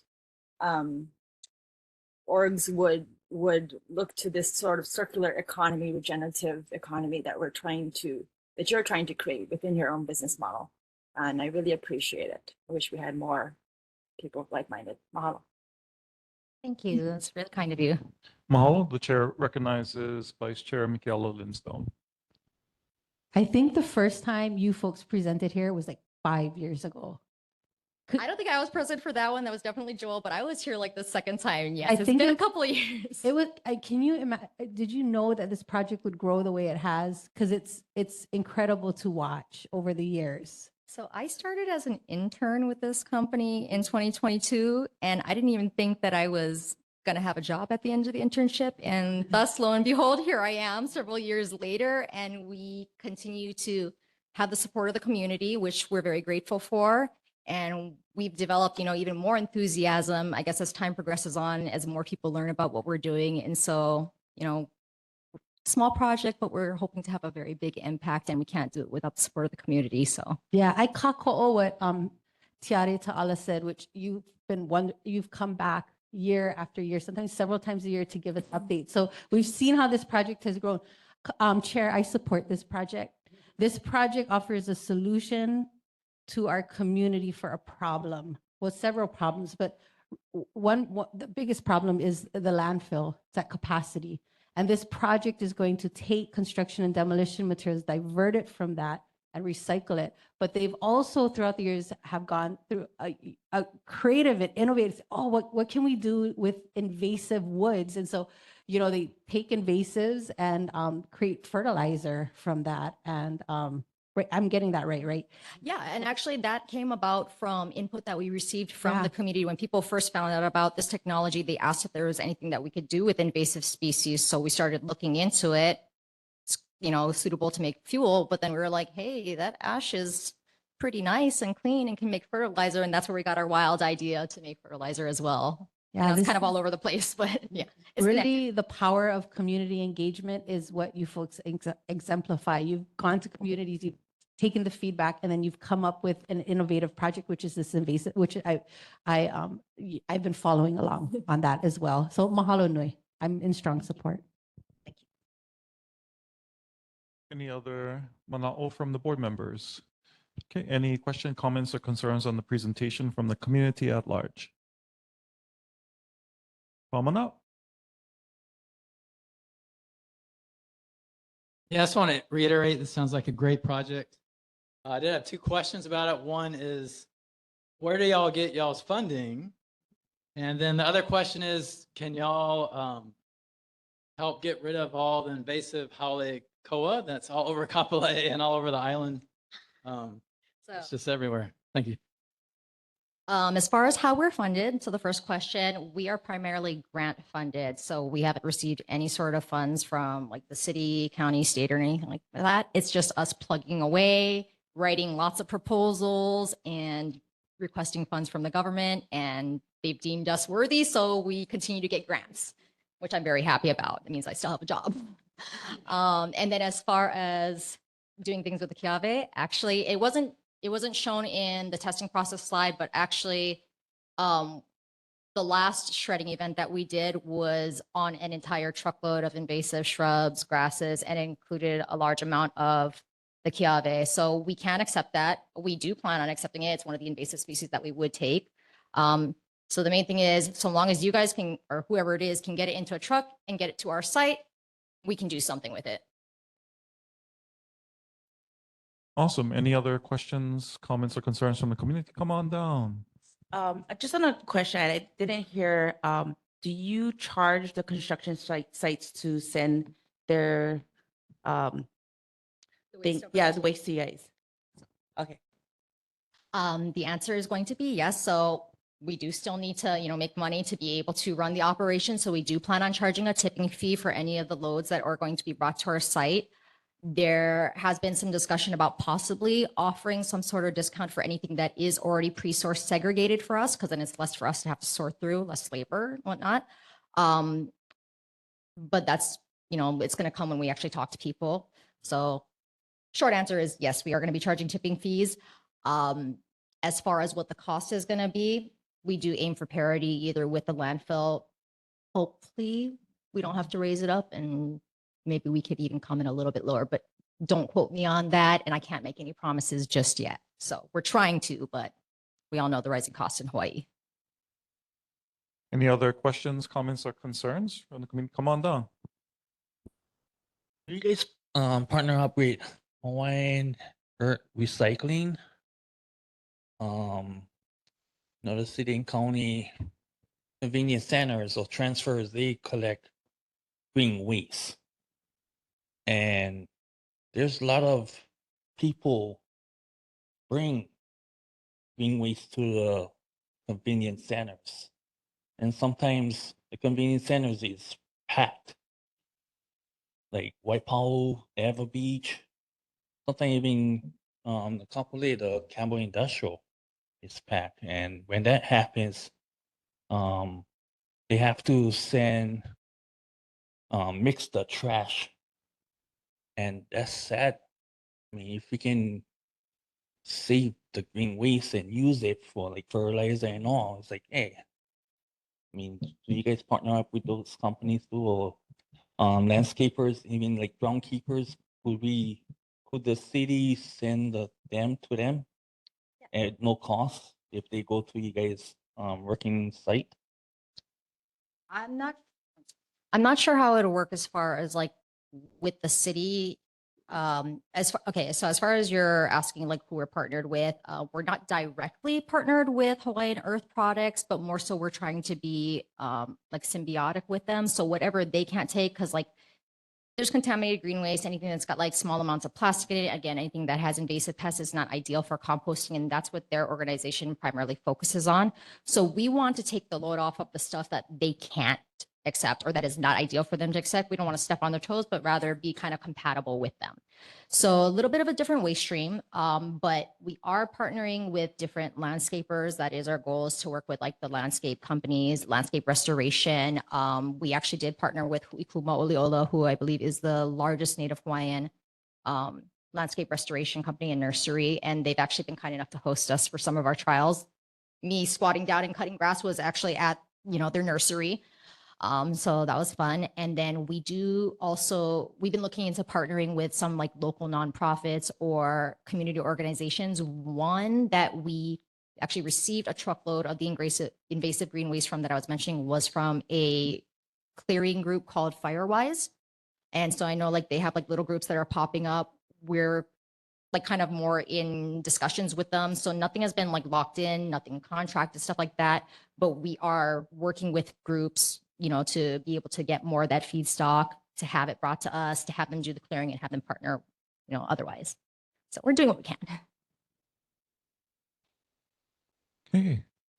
Any final questions, comments, concerns from the community at large? Too easy. Okay, hearing none, there was a request for a letter of support for this particular cycle. Who are you going up against for the CUP, right? You Yeah, said? so right now it's going to be for our conditional use permit. We're getting ready to submit that. It wasn't required that we come out, but us, we like to be extra, come out here. Surprised you guys aren't sick of us yet, but Okay. we'll keep coming out. So the chair's recommendation is a letter of support for the current CUP application for Aloha Carbon and Smurf. Is there a motion? Dr. Dudley and Carol England, so moved and seconded. I was like, is there any public input? Anyone wishing to testify for or against the recommendation? Hearing none, board, is there any discussion? Hearing none, all those in favor, say aye. Any opposed, say ole. Any abstentions, say kanaloa.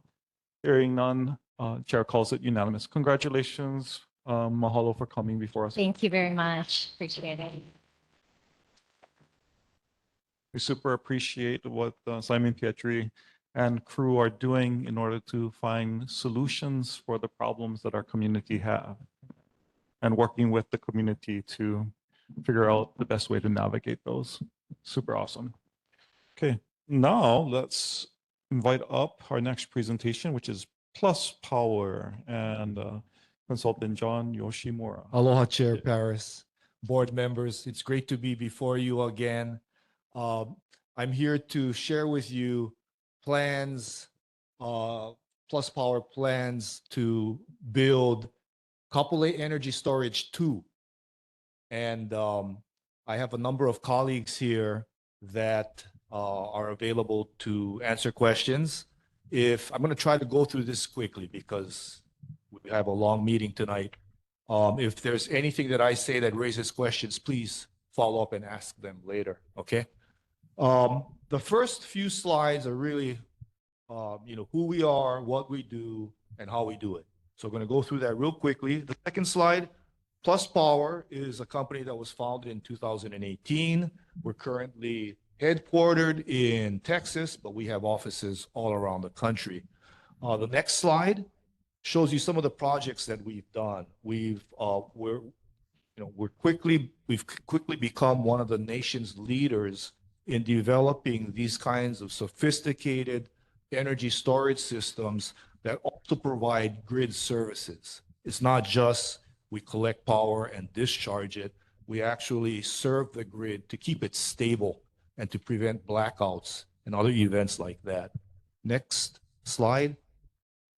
Safety is a #1 priority for us. And there are 3 pillars that we address this.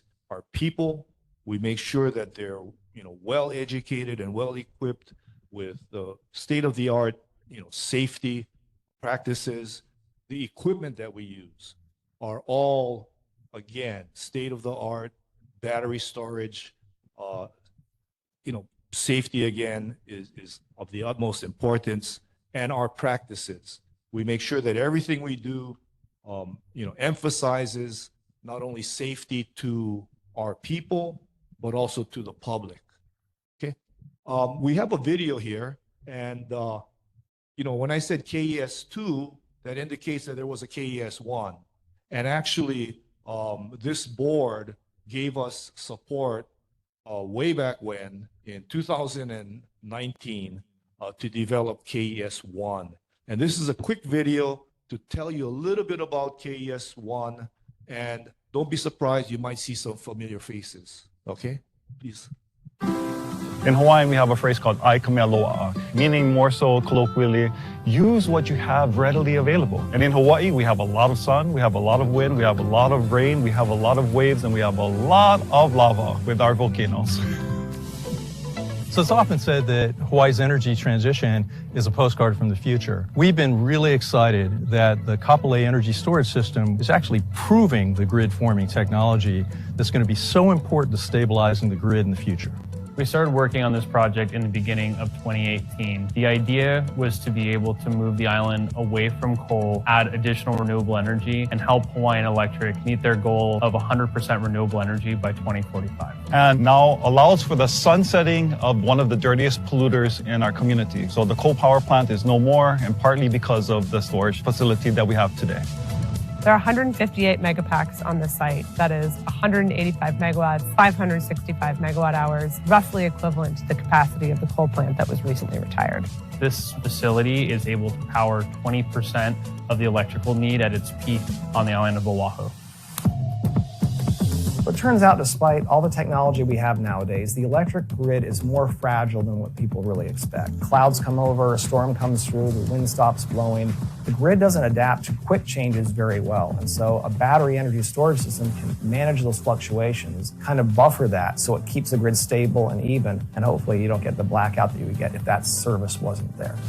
We worked with Plus Power and Tesla. Together, we're really pioneers in developing this project and incorporating the kinds of grid services that we are benefiting from today. So the incredibly fast response time of Megapacks inverters mean that Plus Power can participate in any kind of market service available. So not just energy shifting or reserve capacity, but providing frequency support or voltage support, keeping the grid balanced on a millisecond basis. And that required the battery to operate much more quickly than what a typical battery does, or what any traditional power plant would typically do. So the Kapolei energy storage system has black start capability, which means when you have a power outage, when all the lights are out, power goes down, it's one of those resources that can help bring it back up. Wherever you put a renewable energy project in place, you're in someone's neighborhood or very close to it. And so having meetings with the community, getting their acceptance, their support is really important to make sure that project can get done. The core value of Plus Power is being excellent partners and members of our community. Development is all about relationships, and we were extremely proud to have the support of local neighborhood 34, as well as the Honolulu Fire Department. So we had the official meeting for the final vote before the board in order to actually whether or not recommend the project moving forward or not. The vote was unanimous.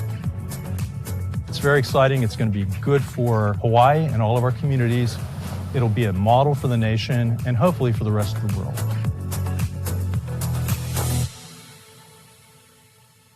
Okay.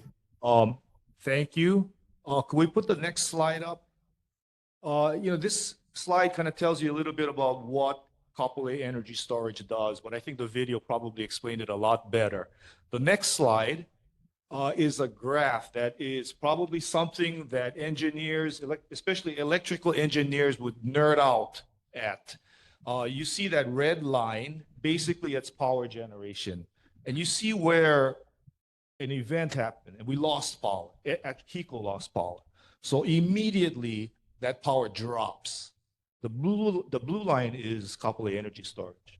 When something like that happens, automatically Kapolei Energy Storage replaces the lost capacity and stabilizes the grid, preventing blackouts. We can go to the next slide. We want to be part of the community. We've been very lucky to partner with a bunch of nonprofits in the area. And, we're proud to have those partnerships. And as I said, Kapolei Energy Storage 2 is something that we've been working on, and that's why we're back here before you again.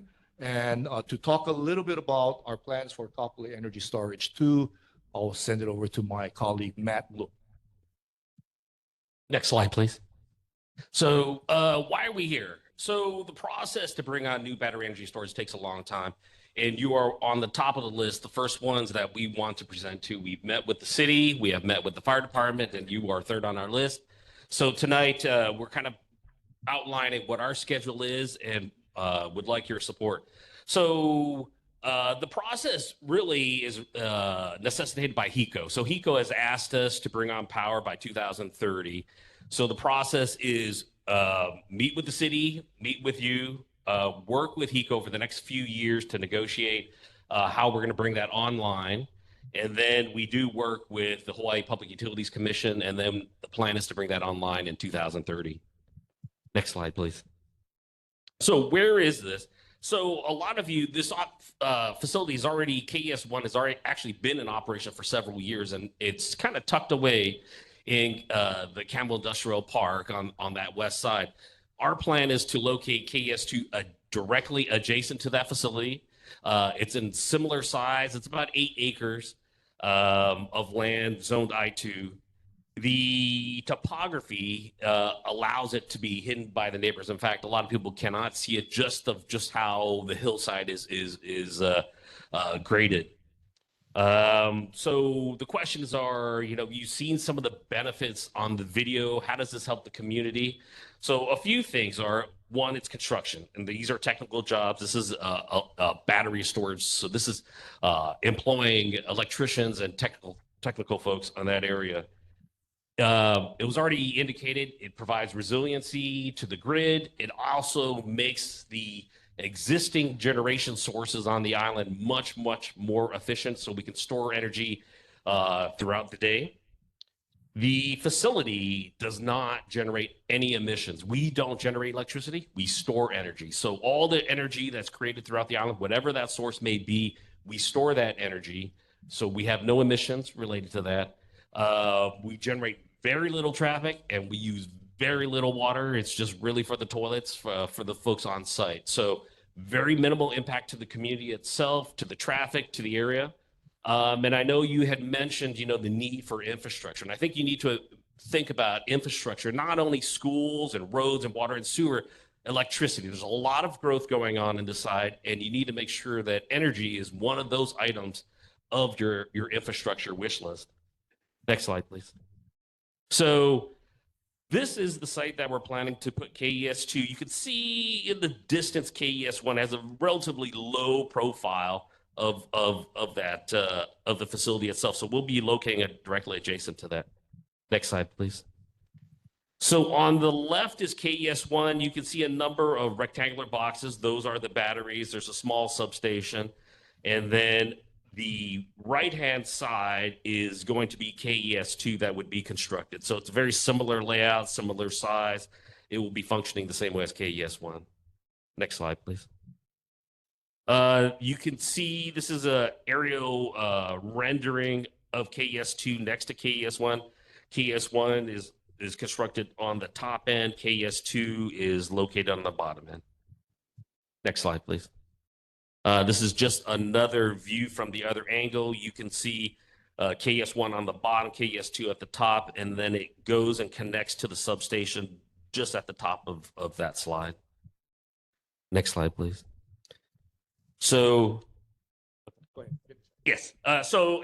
Anyway, this slide right here is just kind of what we do. We've done a number of trainings with the fire department. This is our groundbreaking when we did KES-1 and a picture of what the facility looks like today. So with that, I'm happy to answer any questions you might have. Thanks, Matt. So, Chair, we're done with our presentation. If there are any questions, we'll be happy to answer them. As I mentioned, we have a number of people here from Plus Power. Chris Knopp heads up our development team. Mark Barbosa and Sierra Yoder are the project developer, and Sierra's his team. And we also have Paul Kirshner. Where's Paul? Oh, there's Paul. And Paul is involved with the pre-construction planning and stuff. So they're all here to answer questions if you have any. And again, we need to make the ask. We would, appreciate a vote of support for our project once again. Okay. Awesome. Any questions, comments, or concerns from the board? Let's go to Dr. Keone Dudley. Are these the same kind of battery storage that is in the KES-1? Yes. KES-1, we use Tesla Megapack 2. All right. Tesla is always improving on their product. We don't know if we're going to use Tesla Megapack 2, but we're probably going to use a battery that is even better than that. Because this technology continues to develop. When we were developing KES-1, Megapack 1 was the state of the art, and very quickly, Megapack 2 came on board, so that's what we use in KES-1. Okay. And could you tell us again what percentage of electricity is stored now? And once you get this, how much, what percentage of? So our project is about 185 megawatts. Of that, 150 megawatts are storage, okay? And 35 megawatts are what we call fast frequency response. And that's what really sets our project apart from all the other battery storage projects around.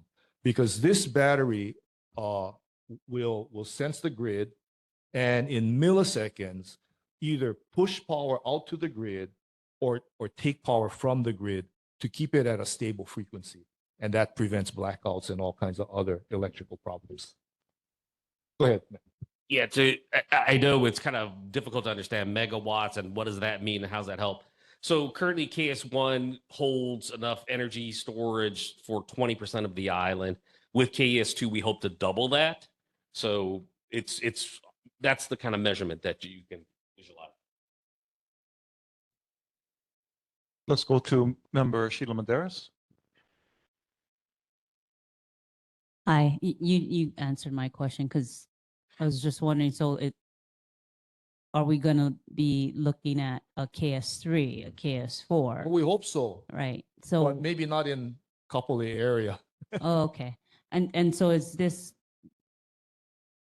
this doesn't supply power to the neighboring islands, just for Oahu? Just for Oahu, yeah. Okay. And again, this project does not generate energy. What we're doing is we're storing energy. There's a lot of solar. You wouldn't believe it, but during the day, a lot of people have solar on their rooftops. A lot of that solar is wasted during the day because there's nobody to use it. So now our project, stores it and basically saves a lot of money and saves a lot of resource that otherwise goes to waste. Let's now go to board member Carol England. So this is more of a cost question. Mm-hmm. Okay, so we've all seen the Board of Water Supplies increase because they need to maintain and upgrade a lot of their facilities and pipes and whatever. Mm-hmm. So it's like doubling our cost. So my question now is, we know these batteries are expensive, Yes. and it's fairly young. One is, what is the life of this battery or these batteries? And like, how do you replace them and who pays for that? Okay, so I'm going to say it in very general terms. Maybe one of my colleagues might want to correct me, but these batteries obviously degrade. But if you look at the way our project is built, it's modular, right? So this project is built so that when batteries begin to degrade, we're able to add more batteries to it and take away the ones that are no longer operating at 100% capacity. And our contract with HECO is that on day one, they've got 100% use of this project.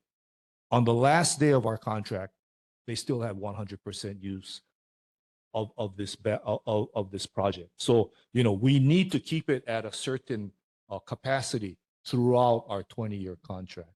The other question was? It's AI.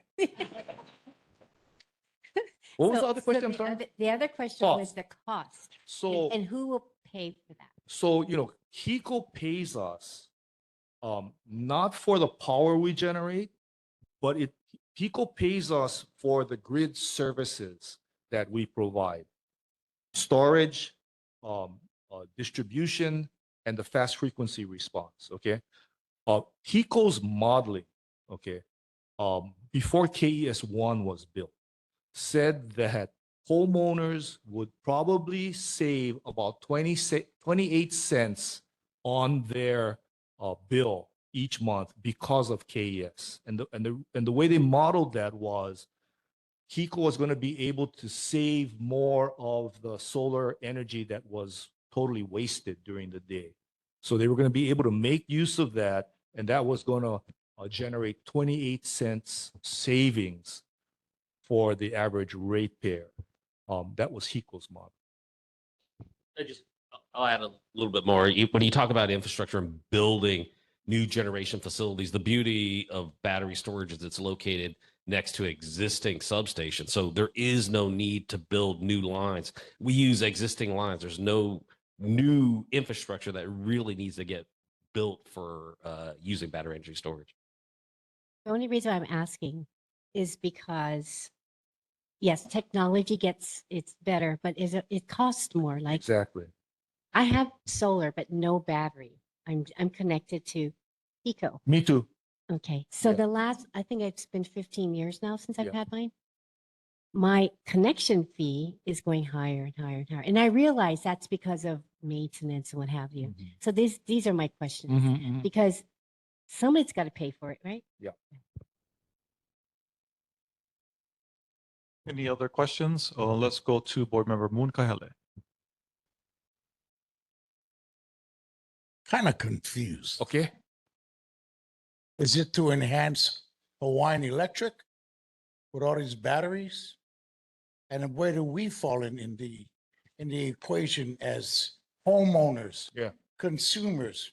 Where do we get the benefit, if any? I'm confused. Okay. So this project is designed to serve several different purposes. Okay. One is to keep the grid stable. So you, the homeowner, have fewer blackouts, fewer problems. If we do have a blackout, let's say, an island-wide blackout, that takes a long time under the conventional resources to get back up, because they're going to have to start a small generator to trigger the larger generator, to trigger the larger generator, to finally get all of our, assets up again. With regard to Kapolei energy storage, okay, we've got 185 megawatts of power that can be, distributed real quickly.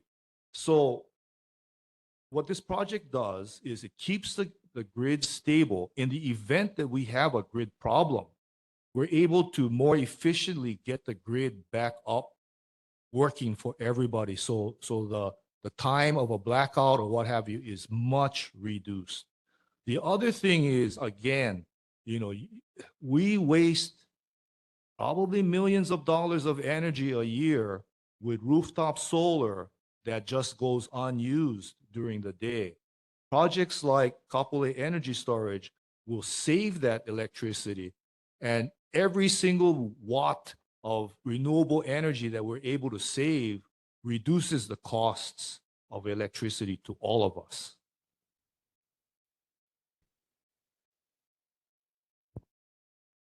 Any other questions from board members?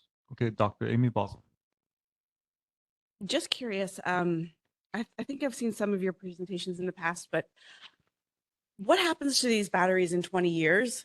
Where are we going to be recycling them? Is that going to be on island, off island? Just curious what the plan is for them as they need to be replaced. In 20 years, it could be on island. If it happened today, no. Okay. It's probably going to have to be taken off island. But again, if you go back to what I had said earlier, our contract says day one, we got to provide this capacity. The last day, it's the same capacity. So these batteries, when our contract is done, are going to be extremely valuable. They'll be redeployed somewhere else. Okay. Any questions, comments, or concerns from the community at large? Come on down, please. Yeah, we cannot hear you. That's why. Thank you. Keep referring to these blackouts. What if 10 years go by and we never have a blackout and we never have to draw from that? and then another 5 years. So at the end of your 20-year contract, if they say, well, we never had to use it, let's cancel. Is that a possibility? Well, we have a 20-year contract.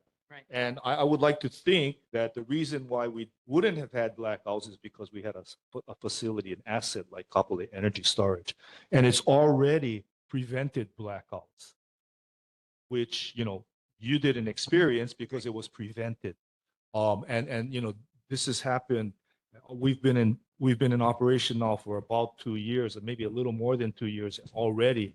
HECO has found that it's prevented blackouts. So what causes blackouts here on the island? There's a bunch of things like, existing power supplies. Like, we used to have a coal plant. That coal plant used to trip every now and then, and we'd lose, we'd have a blackout because we lost, power from the coal plant.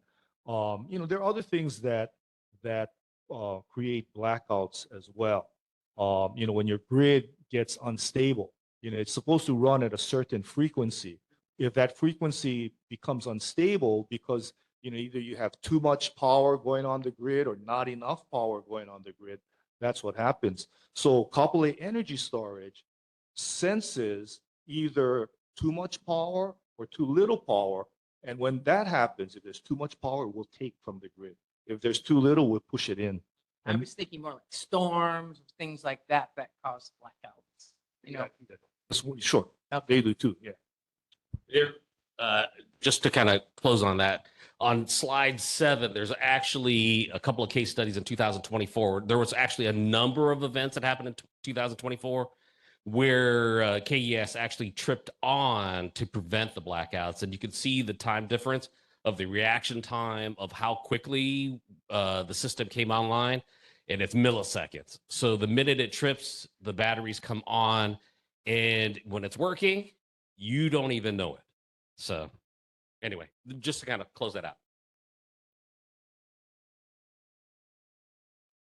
Yeah, come on down. So the question I have is, I just want to commend you guys for bringing a solution to a problem that we had in our community.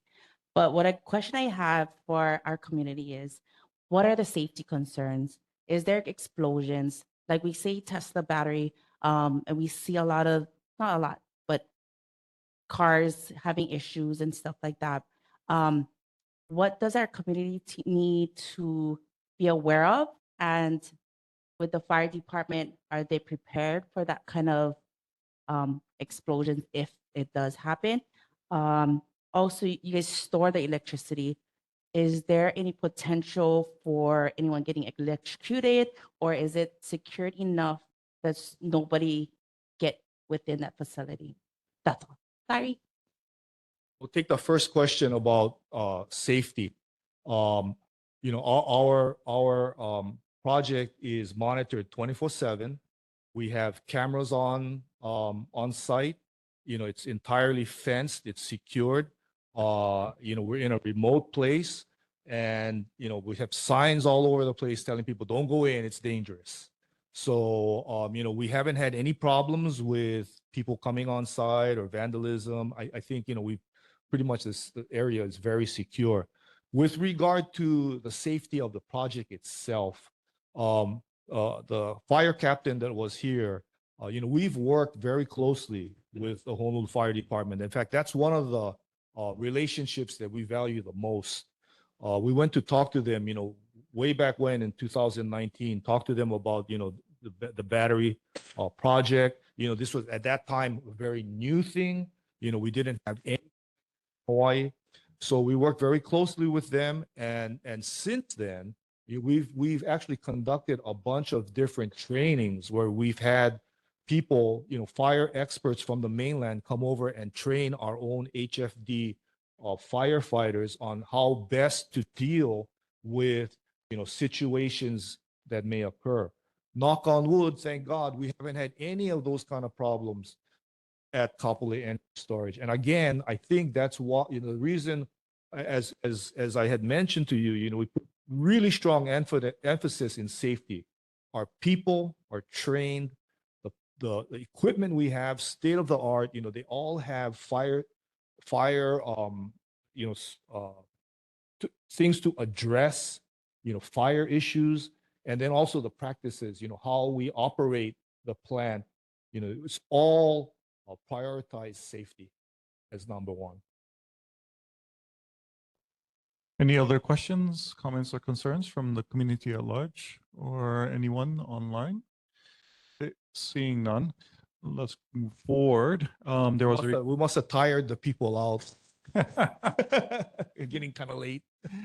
no problem. There was a request for support of KES 2 generally. So the chair's recommendation is to support.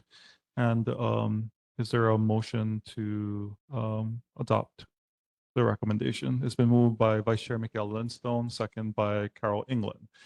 Is there anyone wishing to publicly testify? Now is your chance to convince the board one way or the other to approve or not approve of the project.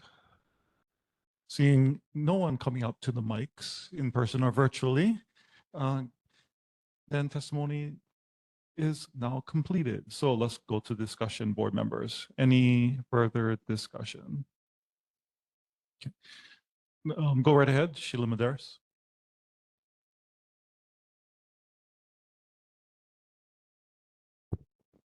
I'm still concerned about what happens to the batteries. I mean, I just did a quick search. It said Tesla batteries normally last about 8 years, and you have to send them out. It can't go to a landfill. So what is the plan for your Teslas if the batteries? So, if we have to replace batteries, we get the new batteries come to Hawaii, the old batteries go back to the mainland.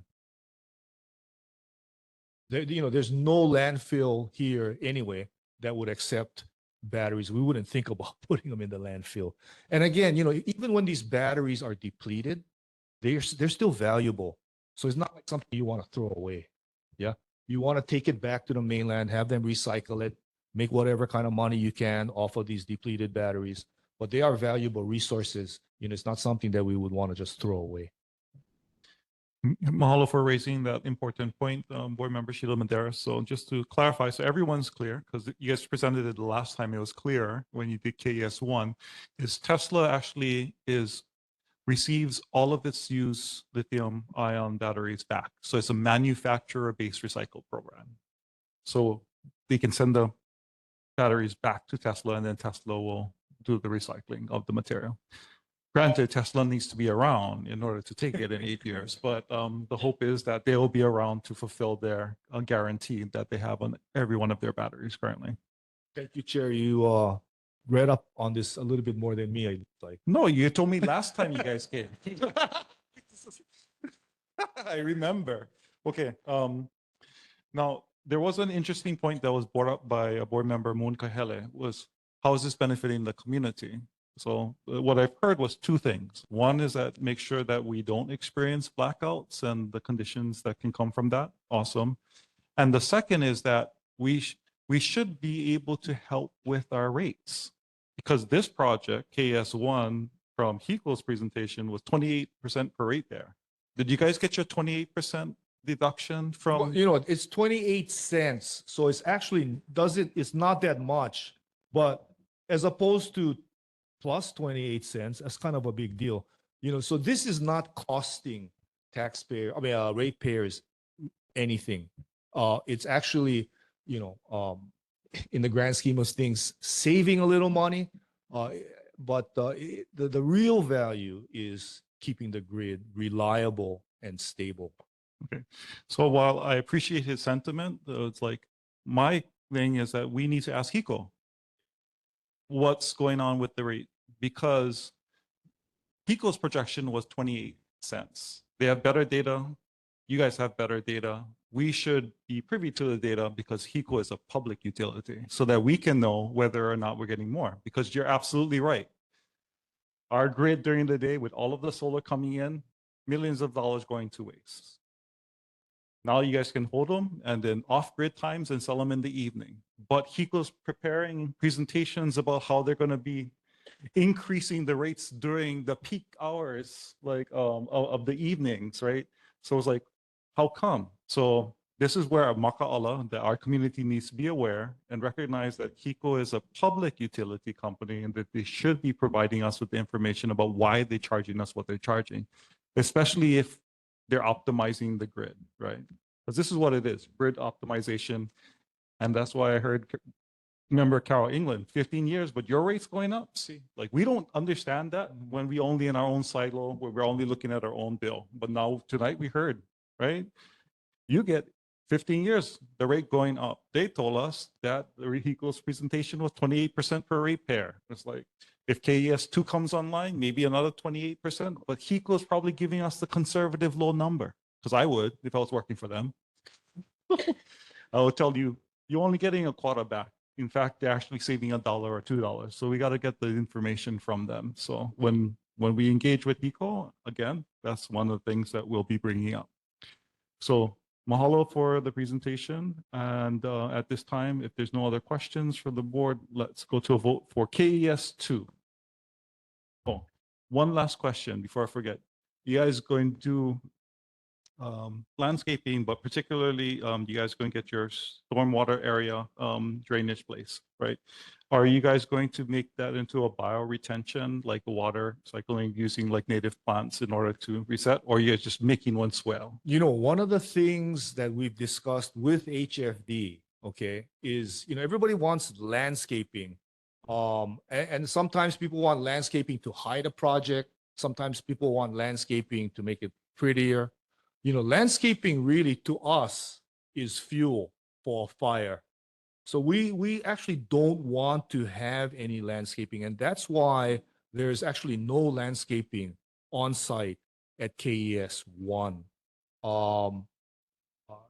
It's very, very simple. You know, we worked with HFD and they don't want it. So say, hey, you know, you don't want it, we don't want it either.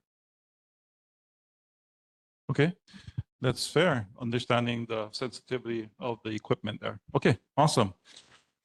Okay, so the chair's recommendation was to approve KES2 has been moved and seconded. Any further discussion? Hearing none. All those in favor say aye. Any opposed say ole. Any abstentions saying kanalua.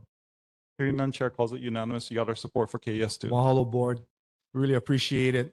You know, we have been in your community now for a number of years, and you know, we're not going to go away. So please, you know, we invite you to come visit us. We've offered you know, tours to come take a look and see exactly what it is that we're doing out there. So we'd like to extend that again. And if there are any questions or concern in the future, please let us know. Thank you.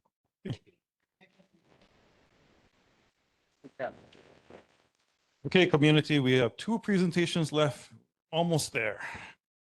So let's welcome up the next group for the Kapolei Parkway's Lots 2 to 5 development project plans to create 800 affordable rental units on 15.2 acres along Kapolei Parkway with the Kobayashi and Ahe groups.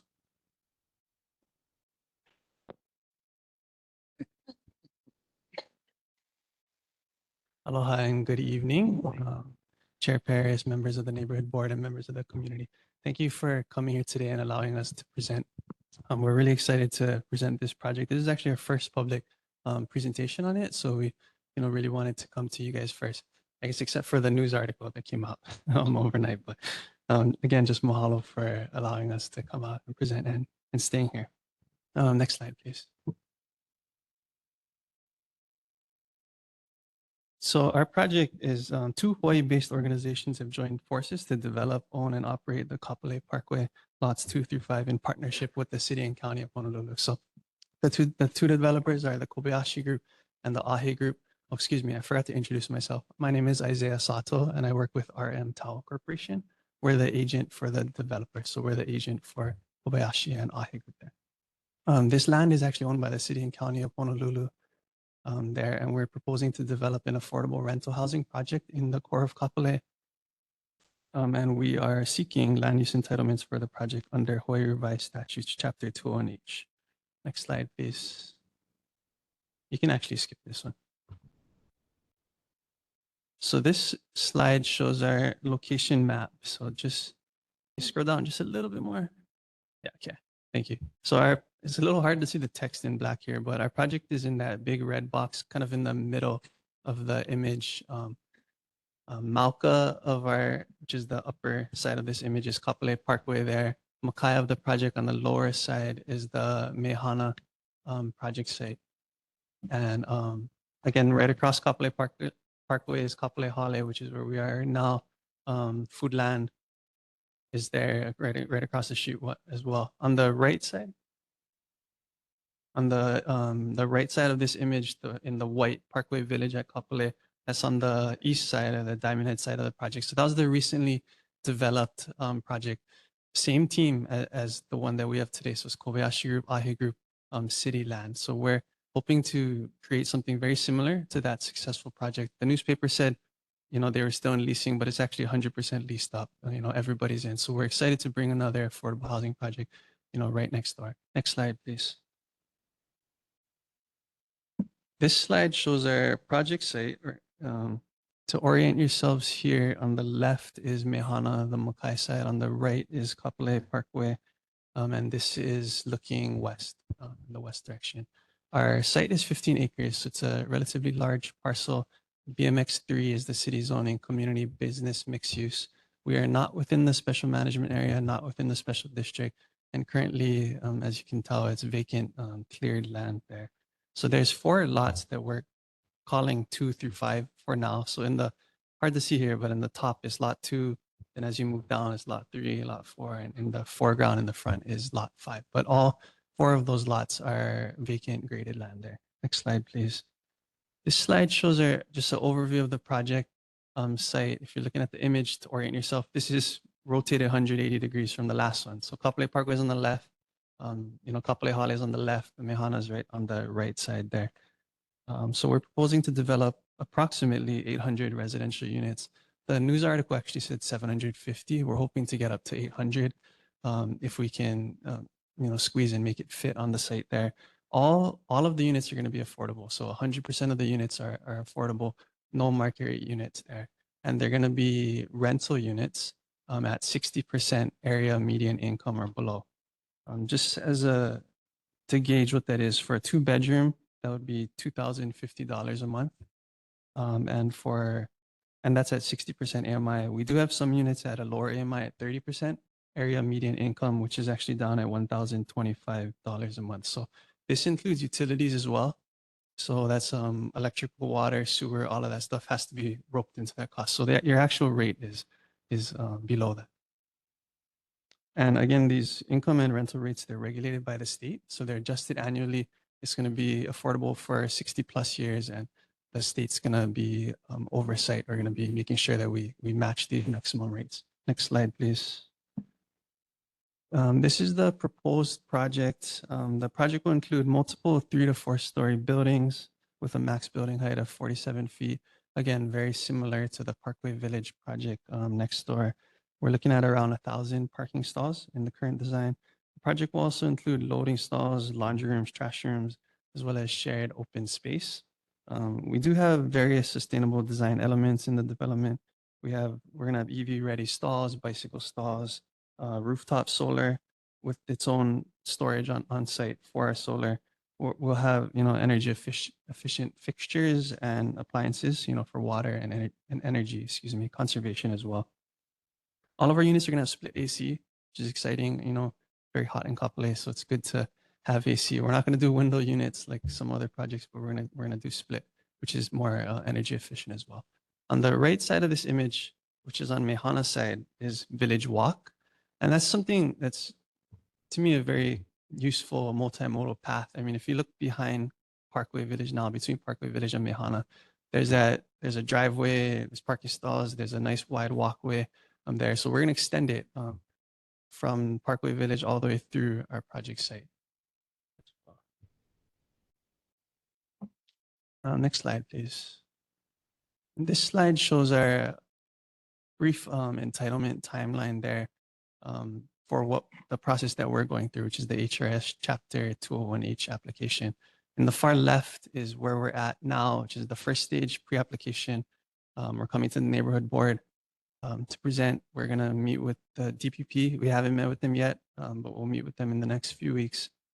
And then we'll go and submit our application to the department. From there, it's a city review process. So there's about a 90-day city review where they notify other agencies and interested parties. So you're always welcome to provide comments on the project to the city there too, and they make their recommendation to city council. So in the far right is when we're going to city council, we first go to zoning and planning committee, then the full council. So right now we're in the end of 2025 and we're hoping for approval in the first or second quarter of next year. I think I wrote 25 there, but it's supposed to be 26. And next slide, please. And that's the last slide we had today. I just, again, wanted to mahalo everyone for allowing us to present. We're early on in the design, but we're, making progress, working with the city, and we're excited to bring these affordable rentals to the area. So I'll be here for questions. Thank you. Mahalo for the presentation, and thank you for being here. Let's go to questions, comments, and concerns from board members, starting with Vice Chair Michaela Lindstone. Just a fast question, because I think there's a lot of community members here who have questions about this project. It says in the timeline that neighborhood board meeting Q1 of 2025, but this is your first time to the neighborhood board, right? Yeah, that must have been a typo. Should have said, excuse me, should have been Mahalo. Q4 2025. Any other questions from the go right ahead, Dr. Dudley?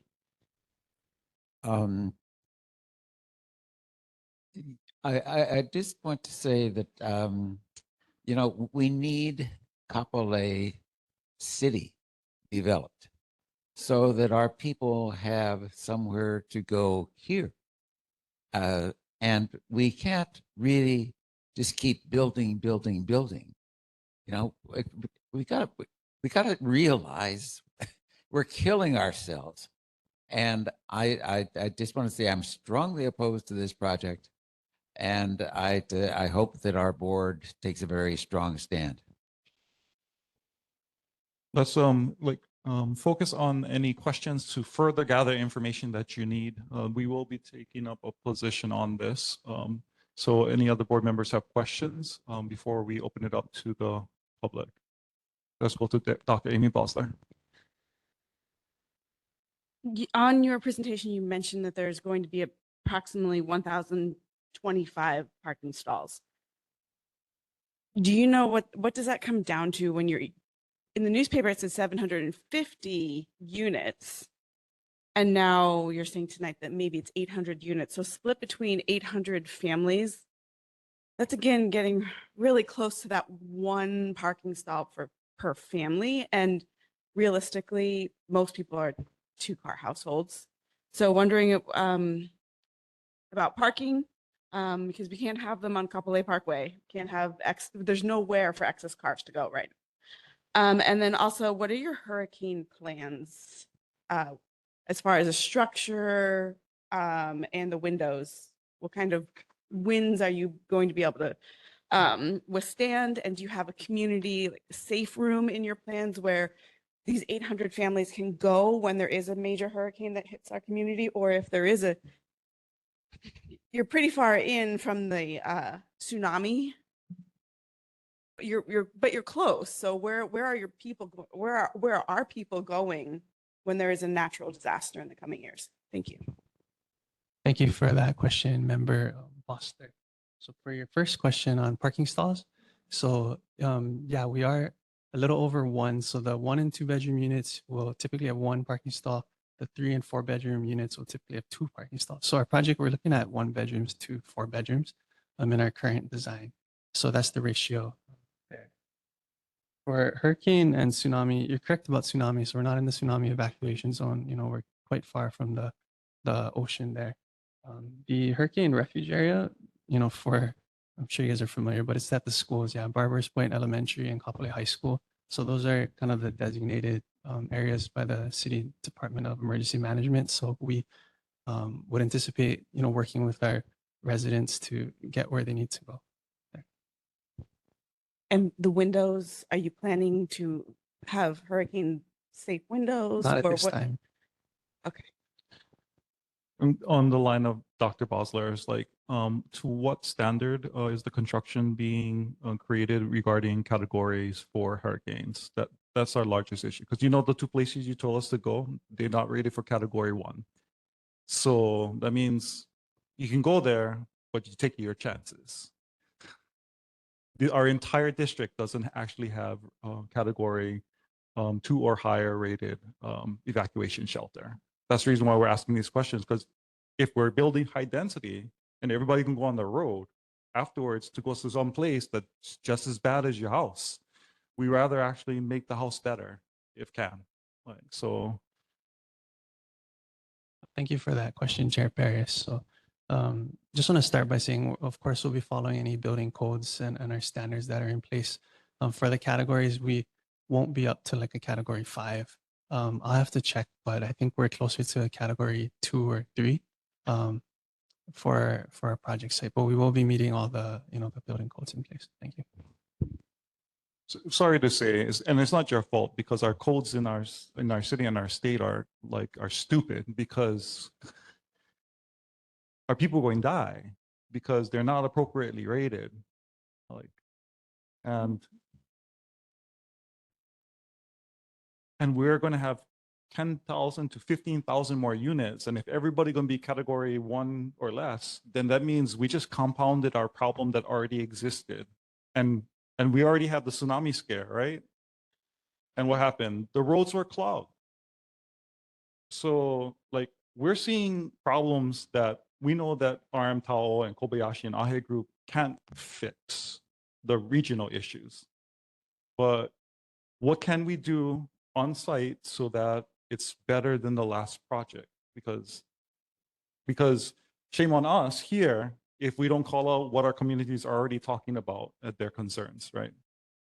So what can we do to help you make sure that we can do those things? Like I saw concrete, right, inside of your garage. Like, why not create concrete rooms or safe room or community center area for modular space in that, so that they can evacuate right to the center of their, is that something feasible? Something you guys can look at? It's where's the community centers? Where are they going? Is that going to be rated for category 5 because they're in the garage areas? Those are the types of things we would like to see, if at all possible, right? So that they can walk to a safe area. If we can't afford to hurricane proof or disaster proof the homes, maybe you can disaster proof the community center or their parking area so that they can go for that period of time to be safe. Is that something you guys can consider? Thank you for that input, Chair Paris. I'll take it back to the team and we'll talk about it. Okay, going back to Mick Farrar, then Dr. Dudley. Yeah, I was wondering if these are 4 stories. These, I didn't see elevator towers on them. Are these walk-ups? So these are walk-ups, 3 to 4 stories. 4 stories would be the tallest.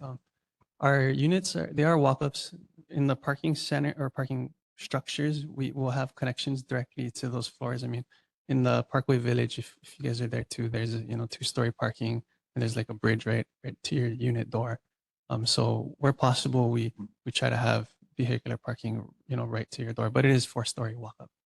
Okay, thanks. Before I go, that's one of the innovative things that RM Tao Kobayashi Group has done for the first project. That's super awesome, because you couldn't afford to put in elevators, but you guys could afford to put in one bridge, right? Awesome. That's great. Out of the box thinking, as opposed to cookie cutter things from California to recreate suburbia out here in Kapolei. Super awesome job. Okay, Dr. Dudley.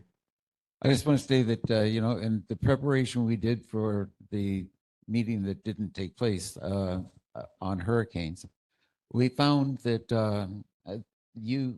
they actually can build with concrete as cheaply as they can build with wood. Have you people looked at all into building with concrete? There's this thing called ICF, which is pieces of stuff that you fill with concrete that they can build a house in practically no time and very, very cheaply. Have you looked into that? Thank you for that comment, Member Dudley. I'm not familiar with that, but I'll take that back to the team. Thank you. So part of it is like I want to apologize to you because we did communicate to the Kobayashi Group about the 17 articles in which our community has identified in development criteria that we wanted you or the presentation to address, because all of the things coming up and what we'll hear from everyone else is the same stuff. So we're not trying to like, you know, get you off guard, but it seems like you're the sacrificial lamb that they sent out tonight in order to come and hear the community's concerns that it's all the same concerns. So we have a list. It's in the resolution. There's 17 of them, from naming conventions all the way to like disaster preparedness to Keiki and Kupuna areas. Like if, because, and you don't need meet all of the things on the list, but anything to improve the design to show that you're working with our community to make it better would be super awesome, because we hope to use the local developer, Kobayashi Group and Ahe Groups, as an example to all of the Hale developers that are one-offs, that what's possible. So, and this is an open relationship, meaning that whatever you guys need from us to help you do better things, that'd be great. Okay, going to Carol England. Going back to that last remark, it was really directed to the mayor's office, and I kind of warned you about it because it was very disturbing to me, the way that he pushed this off, but has nothing against you, okay? So, so we'll give the brother, like, and ask you to come back actually, and we'll give you the resolutions and all of the questions so you can prepare better for next time. And we invite you all back. And if you all don't come back, then I'm pretty sure our board will just oppose the project. So like, it's no problem. And so let's save everybody's time because we still have another presentation. Is there anybody from the community have questions right now? But the chair's recommendation is we invite them back after they do more homework on the actual list of criteria for multi-family development that we've identified. I can get to you. Okay, seeing no questions from this guy. Okay, come on down. I'm a Mehana resident, and you guys, Parkway Village, you know, I'm all for affordable housing and all that stuff.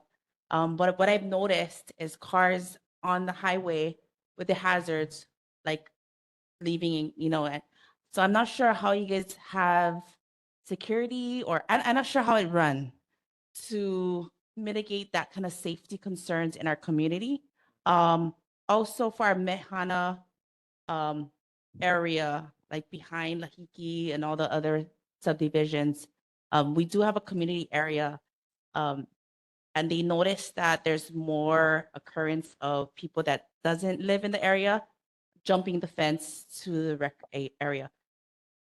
That's the area that homeowners are paying into, and it's causing more for us to spend to maintain because of that type of situation. So we just trying to see like how that safety concern, and brought up before, like parking. That's the first time I saw parking like that, but also like the exterior, making sure that they don't stop there and just put hazards, because that road is crazy already. So to have like cars just parked in that area, just put a bad name on that project. So just thinking of that type of structure and our community. Yeah, thank you. Yep, come on down. Yeah. You know, I looked at the original city plans and there's plenty of green spaces and green walkways. These have nothing. They're just concrete. We live over in Mahana. We have beautiful grassy areas. We have parks. We have walkways. And then you go over and you look at that and it's nothing but a big concrete parking lot and concrete, and the buildings even look like concrete or wood. But so that's one problem. Another problem is already we have lots of problem with traffics on the parkway, and we can't even cross the street. We used to go for walks every day. We walk over to the library and stuff. Can't do it anymore. They took and they marked it all off and stuff for cars they can go around, and it's dangerous. There's no stoplight on Kamahaha. And then, of course, the schools. You mentioned earlier, already there's not enough schools for the children we have. And now you're talking about hundreds of more kids. So, I mean, that's just, a few of the problems that this whole thing presents. Mahalo community member. Anyone else wanting to? Yes, my name is Alicia Kelly. Come on. I'm actually the vice president for Mejano. Here is our president. Was gonna try and sidebar with somebody here and not draw this out any more than we needed to, but since everybody has started bringing up some things, I'm gonna throw in some stuff here. I think a lot of the problems with that development is not necessarily in your court. I think it's more in this court. No offense. I have already spoken with Andrea Tupola and her people months ago. Number one problem that I identified, I'm actually in Nanala, which is right there at the first block of the first development that was opened.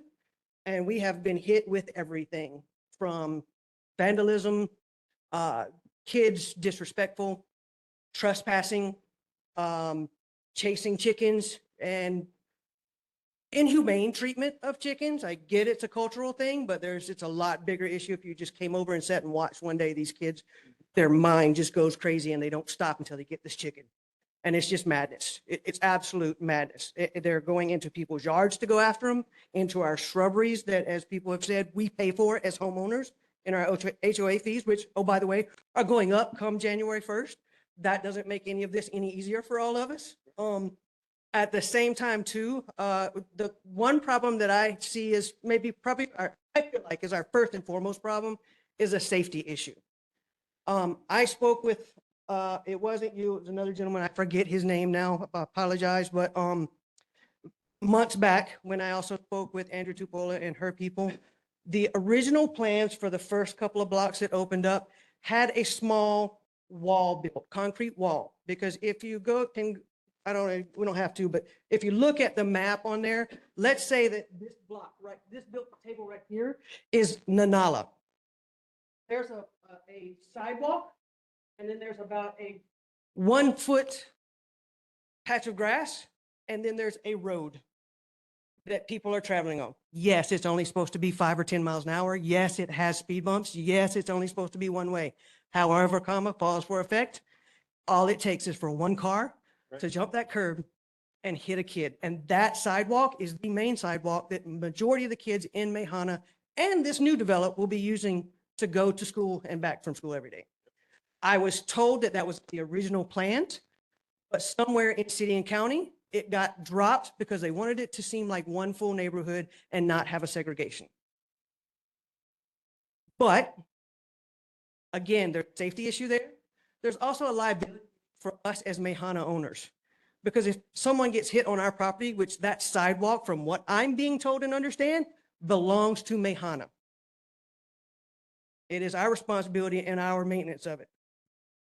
If they get hit there, then we could be sued because we didn't put anything up there. Whenever it really shouldn't be our fault to put it up there or our place to put it up there because we didn't build the new development. We built our sidewalk, but we didn't build the new development. So that, to me, safety issue, that's one and foremost problem that I see. The second problem, like I said, I don't believe comes in your ball court. I think it comes in this ball court, is there needs to be some, I don't know, education, some sit down, some serious talking to these people when they move in, because they do not have any respect for anybody. I can tell you over the years, I've been living in Mejana since 2010. I was in the first block that opened up. There's maybe 5 other people that's lived there longer than me. And I've seen everything that's happened there, to homeless coming in and out of there, the whole 9 yards, every bit of it, drugs, the whole 9 yards. The kids in Mejana, the difference between them and the ones in the new development is that those kids, they may not necessarily be disrespectful to you, but they may walk away. These kids will do everything from call you names, cuss you out, tell you F off, the whole 9 yards. The next step of that, the parents in Mejana, they will look at their kid and go, fix yourself. I'm sorry about your problem. Please let me know if you have another one. These kids in the new development, their parents, I've actually called the cops on one that has walked 2 blocks away, yelling at everybody and that she could come across to say, Who's talking to my kid? You want to talk to my kid? You come talk to me. Let's go. Let's go. Let's talk right now. Let's go. Let's go. And talk to 3 other people to where she finally got to me, the one person that actually was complaining about something her kid was doing. That had nothing to do with the other people, had nothing to do with the scenario. And that's only a tip in the bucket of the problems that we're having over there. I could sit down with somebody, whoever it needs to be, we could do this meeting for another 2 hours, 3 hours, and cover all the issues and things that I've had. As the president for Nanala and the vice president now at Mehana.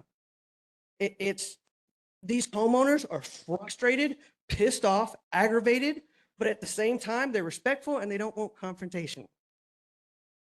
Right now, what I'm dealing with, no offense to anyone, but I get looked at because all those homeowners come to me to fix the problem. Understandably so. I'm the president of the association, so fine, I have no problems doing that. But if I'm the only one going over there and saying something to them, I just looked at it as some Hale. You know what I mean? No offense to anybody. I get it 100%. I'm Hale. I claim it. But I also know how to respect the other half. You know, I've told people for years, I've been living here since 2003, told people for years, and I took some education to get to this point. 100%. I'll admit that too. Here, I'm the minority. I'm okay with that because I know how to respect the other half. Better yet, I know how to respect the fact that the other half do not care that I'm respecting it. But at the same time, I still got a whole bunch of, this lady here, and I'm sure there's probably other ones here, that most of these people probably aren't from Nanala or Avakea where it's just opened up. They're maybe further down where it hasn't opened up yet. So they're not feeling a lot of the pain that Nanala has already felt. But I guarantee you it's going to get worse as it goes on. One thing, simple thing that could solve the problem too is if, again, I don't know if necessarily it's on your court, but maybe the people that are managing the property, designate a smoking area because they're not allowed to smoke in that area.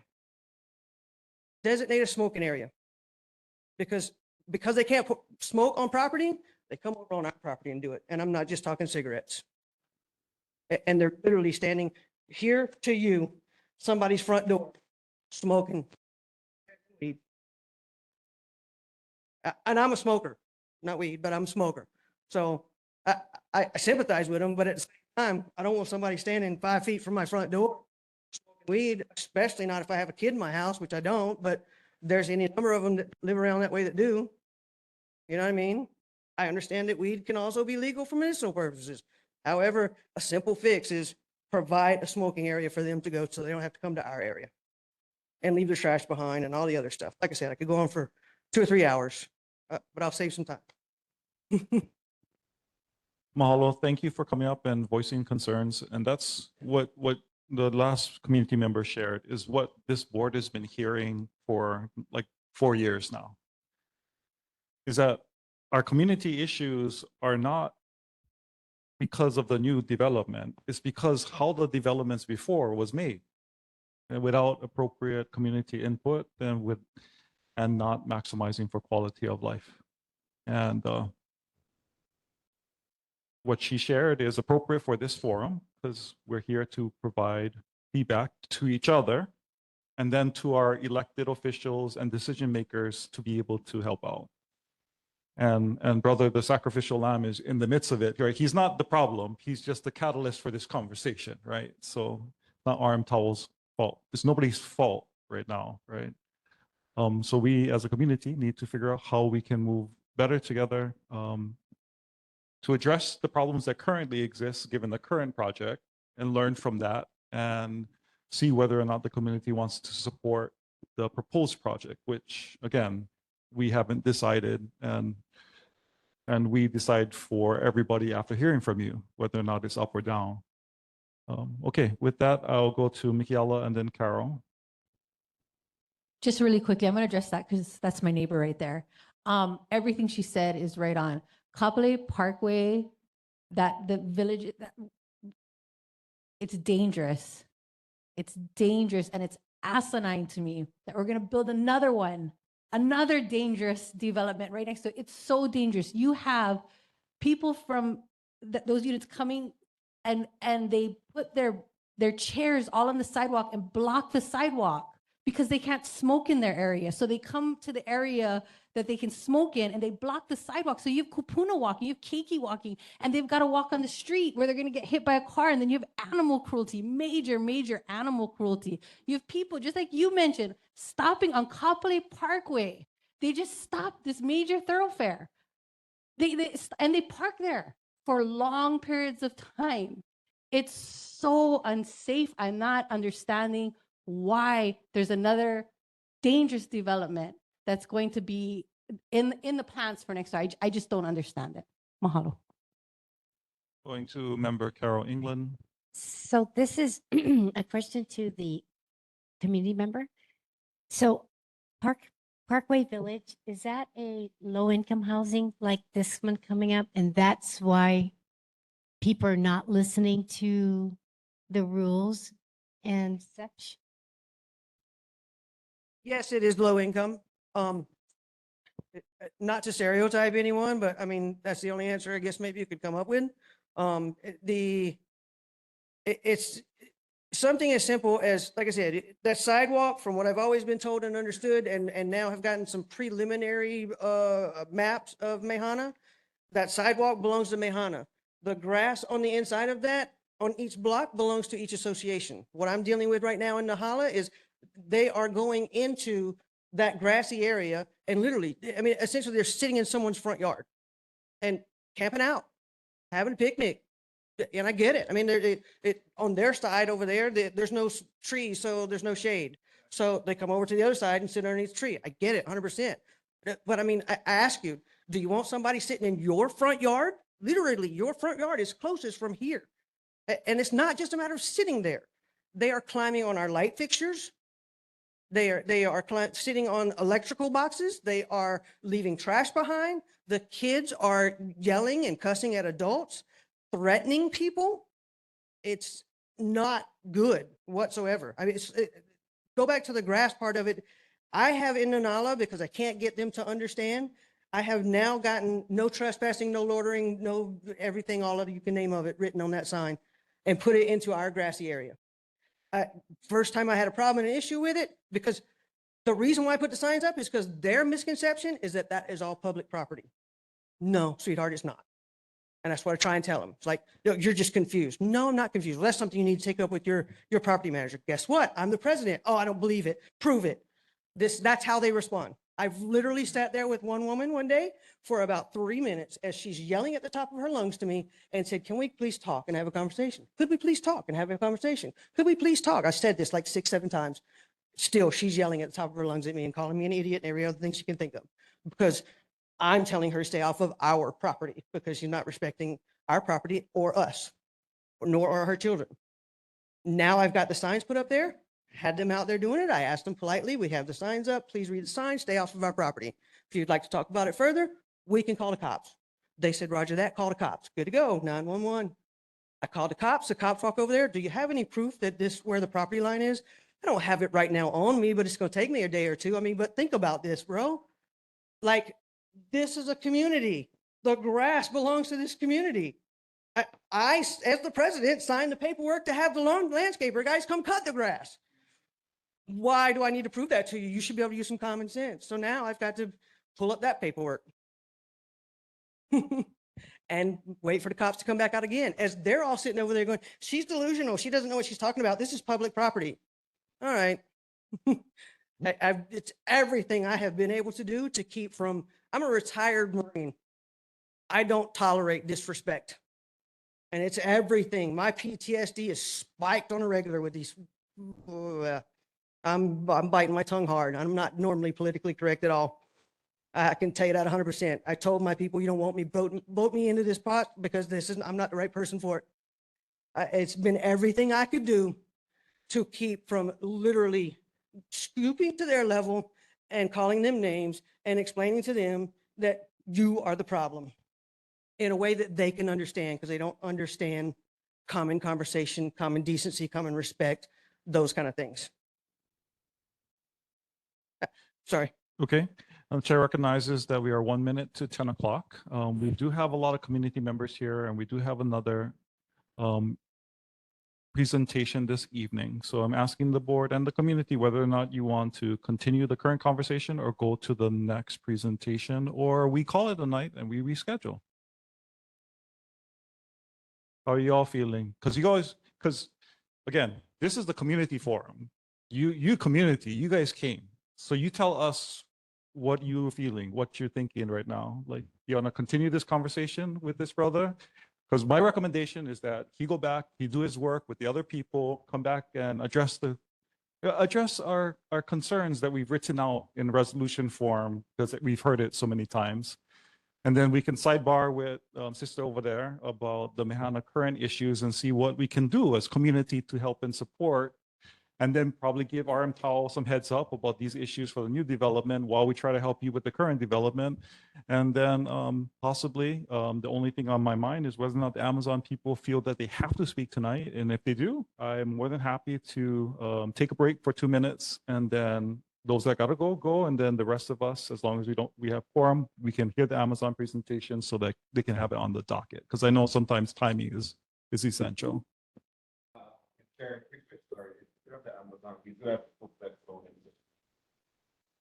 Perfect. Okay, so anybody else has an objection to that recommendation? Hearing none.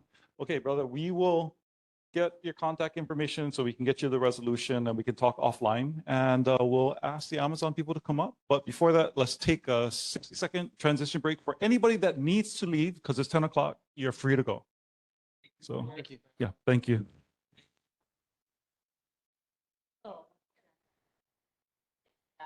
If you could take care of conversations outside, that'd be great.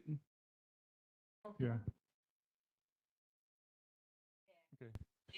Okay, and asking fellow board members to come back in. Yeah. Okay. 1, 2, 3, 4, 5, 6. We still have quorum, so we can get going as soon as you're ready. Yeah. Okay, Chair. Thank you, Chair. Members of the board, thank you for the opportunity. My name is Jacob Aki. I am with DTL, and we are Amazon's community engagement consultant to the project. We do have a number of people who are going to be speaking tonight. Several of them have flown in from the continent, but from Phoenix and San Diego to be with us and to present to you folks.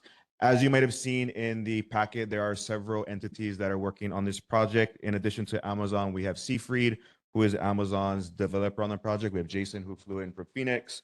We have G70, as you folks know. We have Tracy and Lila here. I think she's still here from Ashford and Rinston. We have Mihoko, who's our government affairs consultant on the project. And also from the Amazon team, I think that might be here, maybe still is Rebecca Butler. Oh, they're gone. And then myself doing the community engagement piece. So at this time, I will hand it over and we'll run through this presentation, and I'm happy to answer any questions that you folks have. So. Good evening, Chair and board members. Thank you. My name is Jason Quintel. I'm with Seafried Industrial Properties. We're the development partner with Amazon on this project. Go ahead and hit the next couple of slides. One more down. I'm just giving you a quick overview of the location. So this is within the 345-acre master planned Kapolei Harborside Business Center developed by James Campbell back in 2006-07 was when they originally went through their development of this project. We are 49 acres plus or minus of that overall park. So this sits generally west of the Kapolei Business Park, east of Barbers Point Harbor, north of Campbell Industrial Park, and south of Kapolei West.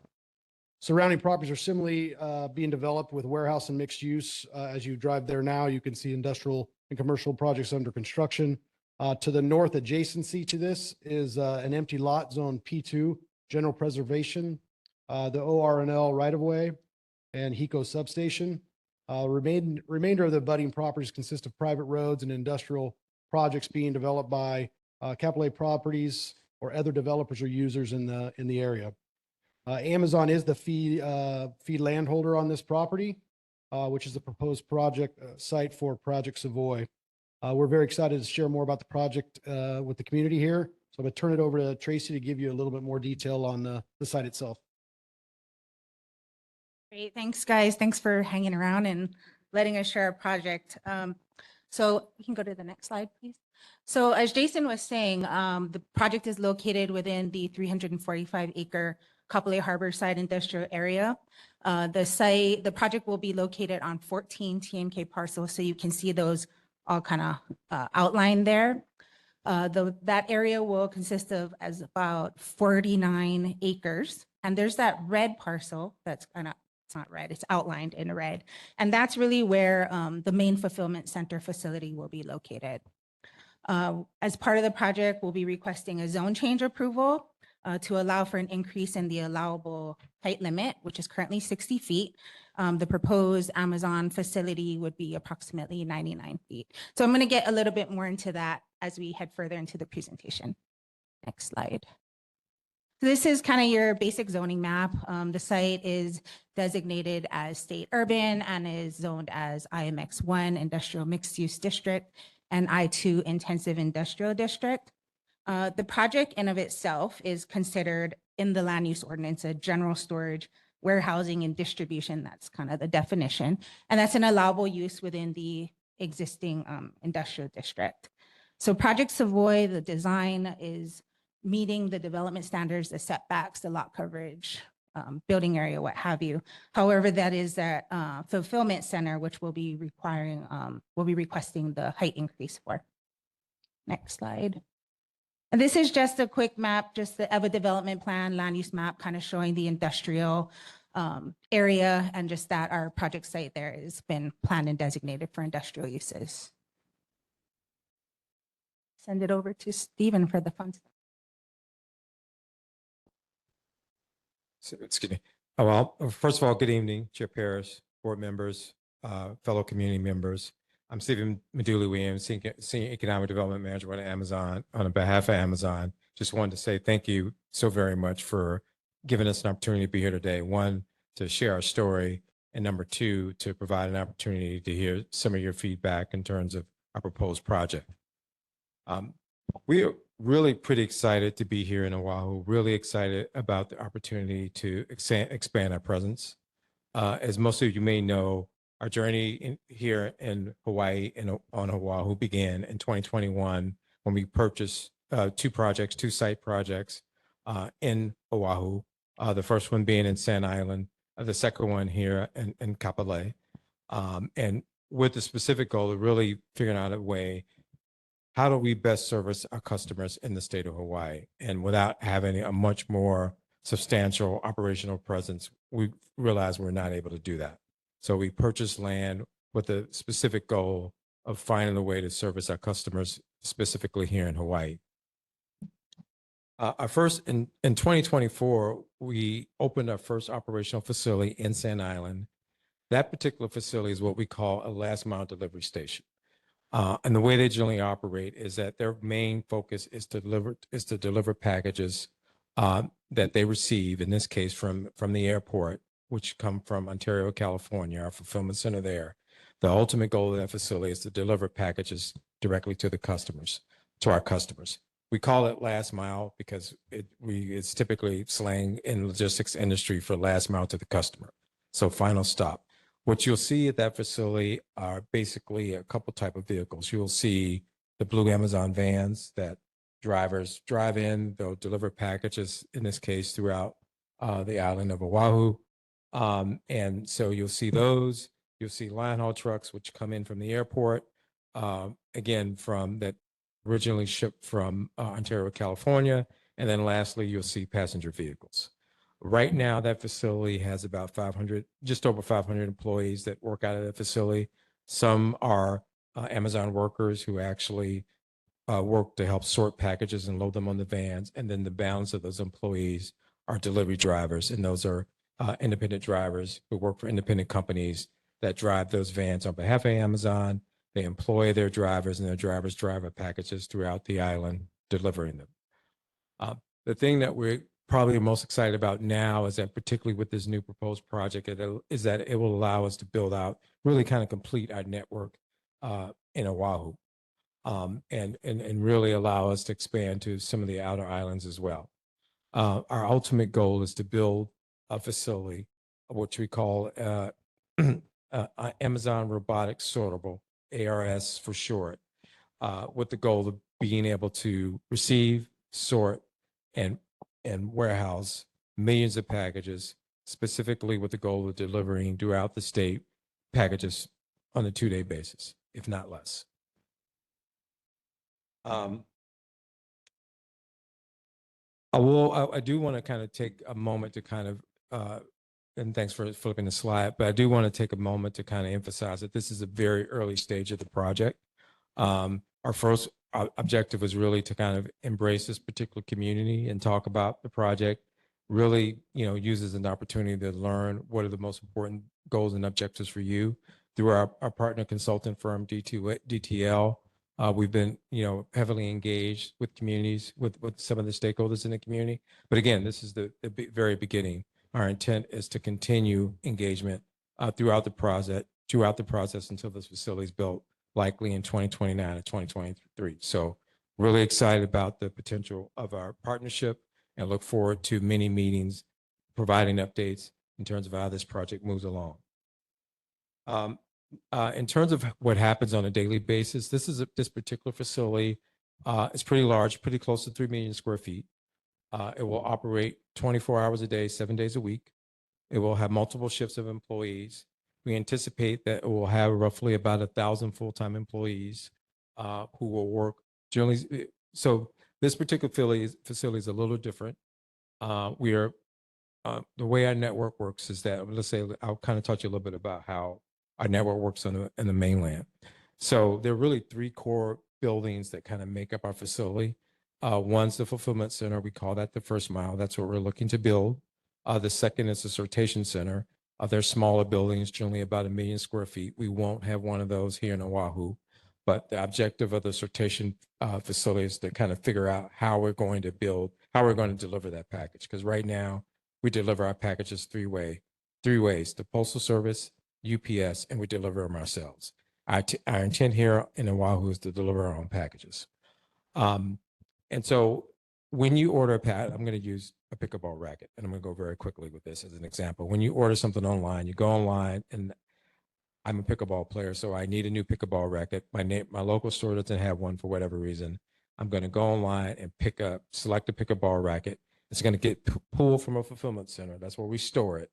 And then it's going to get shipped to a sortation center. We're going to make a decision that we're going to ship it ourselves, and then it's going to go to a fulfillment center, to a last mile delivery station, get sorted by zip code, and then go out on the van early in the morning, roughly about 10 a.m., and then go get delivered directly to your customer. What we're building here in Oahu is a new network specifically for Oahu, customized for Oahu, where basically, our packages are going to come in, particularly for the fulfillment center, they're going to come in via ocean freight. They're going to be stored here in Oahu at the facility and ultimately shipped out to our customers via delivery station directly to you. And in addition to the island here, the goal is that potentially being able to ship more packages to other islands and other Hawaiian islands as well. So the last thing I want to talk a little bit about is employment and benefits. As I talked about from an economic development perspective, this particular project is going to generate, hundreds of $millions of direct local investment in West Oahu. And in addition to that, it's going to create hundreds of construction jobs, again, over 1,000 plus full-time jobs, as well as stimulating local businesses in terms of shopping and indirect economic benefit that way. In terms of the actual benefits, every full-time employee at Amazon, anyone that works over 30 hours a week, receives a full suite of benefits: dental, vision, dental, vision, and medical benefits. The average wages, particularly here in Oahu now, are probably about $25 an hour. That's without benefits. With benefits, it's north of $30 an hour. We also pay for disability insurance, life insurance, 20 days parental leave, 401k match. The great thing I like to add about that is that everyone at Amazon, no matter your level, receives the same benefits package. And that's why we're very egalitarian about that process. So I'll stop by saying that we're really excited to be here. Again, we see this as the future of a partnership. And we look forward to, again, continuing the discussion about this project as it moves forward. Mahalo. Thank you. Slide. Probably want to know what this is going to look like. And again, as Stephen mentioned, this is early in the process. I think conceptually on the site plan side of things, what you see there in the darker brown is the actual footprint of the facility. That's roughly 550,000 square feet of floor area. That little lighter brown box you see on the bottom right-hand corner would be a 5-story parking structure under 60 feet tall, but that would be where the associates for the facility that are working would park each day. And then the docks would be facing on the north and west sides of the so upper right and top of page was where the docks access for those are going to be from either the Harbor Access Road, currently constructed, just not connected past the railroad yet, but should be prior to occupancy. The Willie Willie Street is there as well as Komohana. So we've got a couple different access points for the trucks as well as a couple different access points for the associates. So that next, and then just to point out to the left there, the smaller parcels that were previously pointed out, that will be for excess trailer storage. So that you have the ability to keep your trailers, off the property and when needed can be grabbed to bring on the property to be loaded and taken away. Next slide. We're working on a conceptual landscape plan. We've hired a local landscape architect, PBR, to work on a conceptual landscape plan.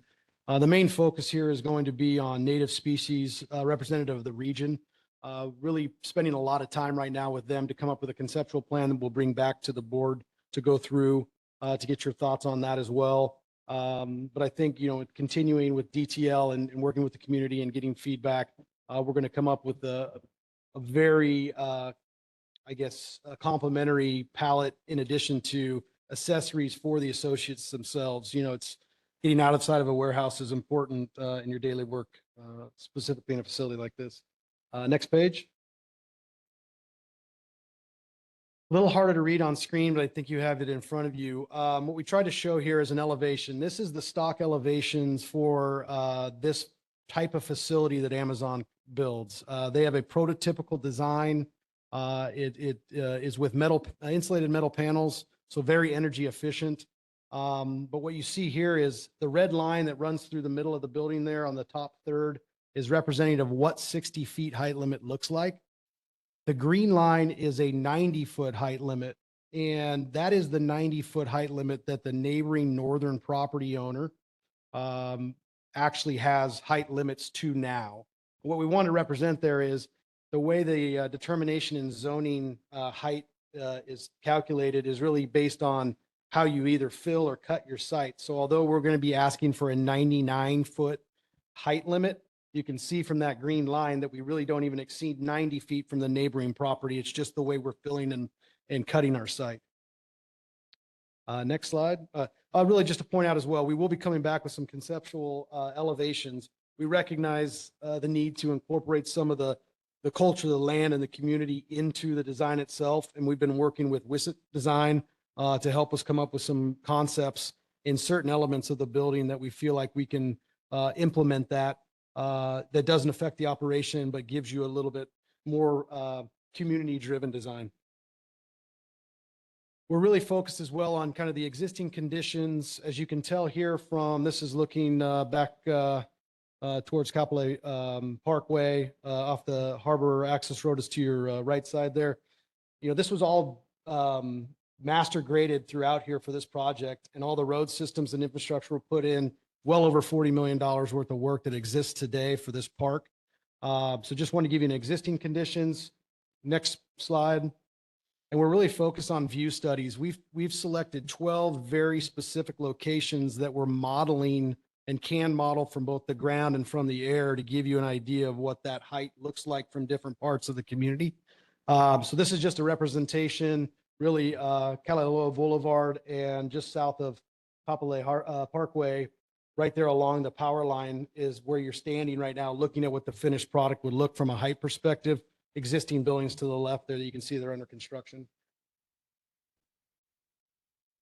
Just another example of one of this, this is from Barbers Point Beach Park. I don't think anybody's going to be on a ladder that high, but just to give you a perspective. Next slide.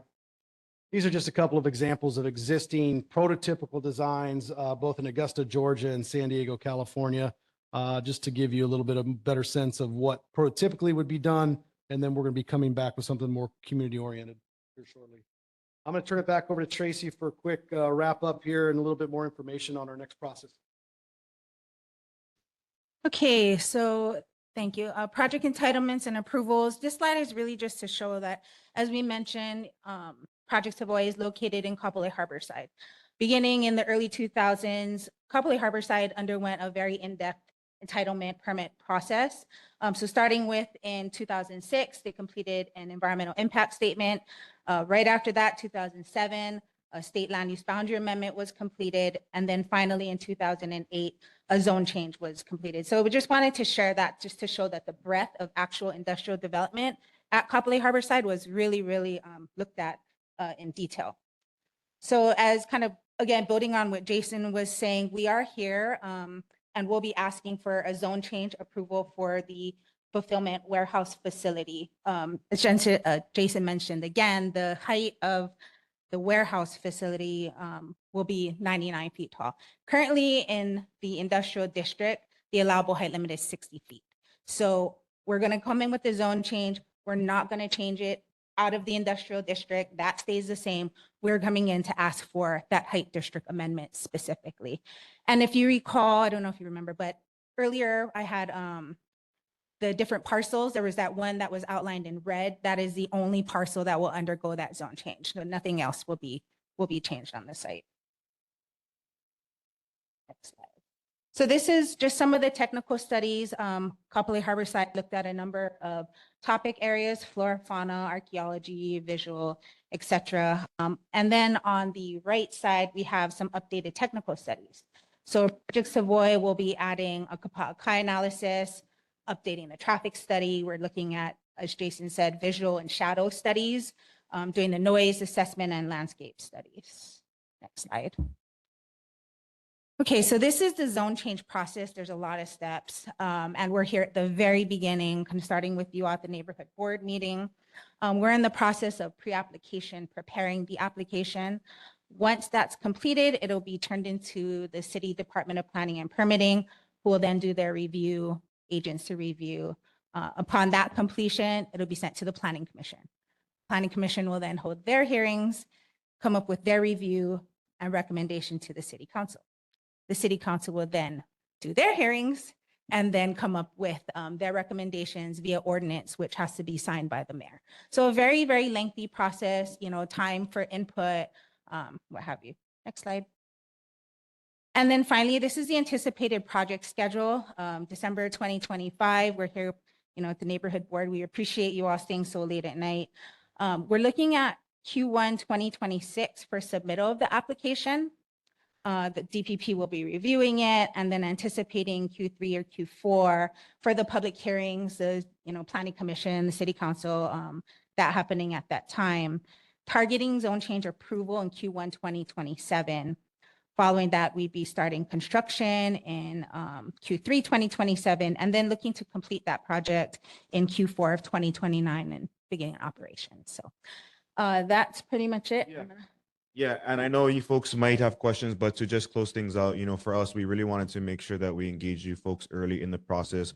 Want to really thank Chair Paris. We met with Chair, I think in October, gave us a lot of great feedback. And we took all that feedback, and some of it is reflected here. Some of it we're still in the works with things like the flora and fauna list, where to get these local plants, looking at some of the sustainability aspects are all things that we're working on. So we also met with several of the members, met with the Kapolei Chamber. So we're continuing to meet with organizations, and it is our intention to be a regular attendee at these meetings. So we'll definitely work with Chair on what would be the most, what would fit best as we continue to want to share updates and be very transparent about the process. So we'll close it out here and open to any questions that you folks might have. Mahalo for the presentation. Any questions, comments, or concerns from board members? Dr. Keone Dudley. I'm just really concerned about how many small businesses are going to be driven out of business. This fantastic thing is just going to kill so many family businesses. I can't support it. I'm strongly opposed to it. Any other questions? Mick Farrar. Well, see, and I'm in support of it. We need jobs out here in the Kapolei area. Everybody here has to commute to town. I commute from Makakilo to the Capitol every day. I'd love it if I had my job out here and I could stay in the community. This looks like an opportunity that, when presented in New York, they ended up poo-pooing it, and that was 1,000 jobs that local people could have had, and they're good paying jobs. It isn't like that I looked this over. This came in my email, and I opened it up and just sat and looked it over and savored it. And I'm in support of anything that's going to bring jobs to our community and not just building housing that people are going to be. It's a bedroom community, right? Everybody's got to end up commuting out of here. So for the time being, everywhere I've seen that one of these places has been, there's been prosperity surrounding it. So the only other thing I could think of that if it came around was a gigafactory for Tesla, and that would kind of put the icing on the cake, but I digress. Thank you. Yeah, sorry. And just a couple of points. So I think to, some of what you shared, and we might have mentioned it, sorry, it's late. But one of the things that we're also very focused on is making sure that we hire as many local people from the West Side as we can. Obviously, we can't, not 100% of the jobs is going to be from folks on this side, but partnering with folks like the Kapolei Chamber of Commerce, the Waianae Economic Development Council, making sure that we can get this out to as many people. The Sand Island facility is actually being operated and managed by a non-Kuli girl. So, Amazon's really committed. And I think to Member Dudley's point, there's also other workforce development programs and opportunities to, partner with local businesses. So that's all of the things that we're currently working on. So all of that feedback, I think, is great, and we'll continue to share as we move forward. Thanks. Okay. Chair recognizes online board member Tiale Ta'ala. Hello, Makakilo. First of all, mahalo to all of the partners for being here. I'm sure it's difficult to be in Hawaii in December, as opposed to on the mainland. Mahalo to, especially to Jacob, with whom I served on the KSAA OR board. Mahalo for the presentation, which I shared with many of my community members. And mahalo for choosing local partners, Detail and your landscaper and so on. And mahalo for coming to the board, and I have hope that you will continue to do so as you vowed to do. Now, a little bit of the mask off. Let's be real, Amazon is Amazon and they'll get what they want, right? So to that point, mahalo for indulging us, because as a global conglomerate, we know that they have enough power to override all of this. And so to me, based on my experience as a community member, especially in Hawaii, this all feels very much like a song and dance. A lot of high promises, all of them canned. It gives me a little bit of faith that we got some kanaka maoli in the office. But that being said, if history is any indication, this will end up doing more harm than good.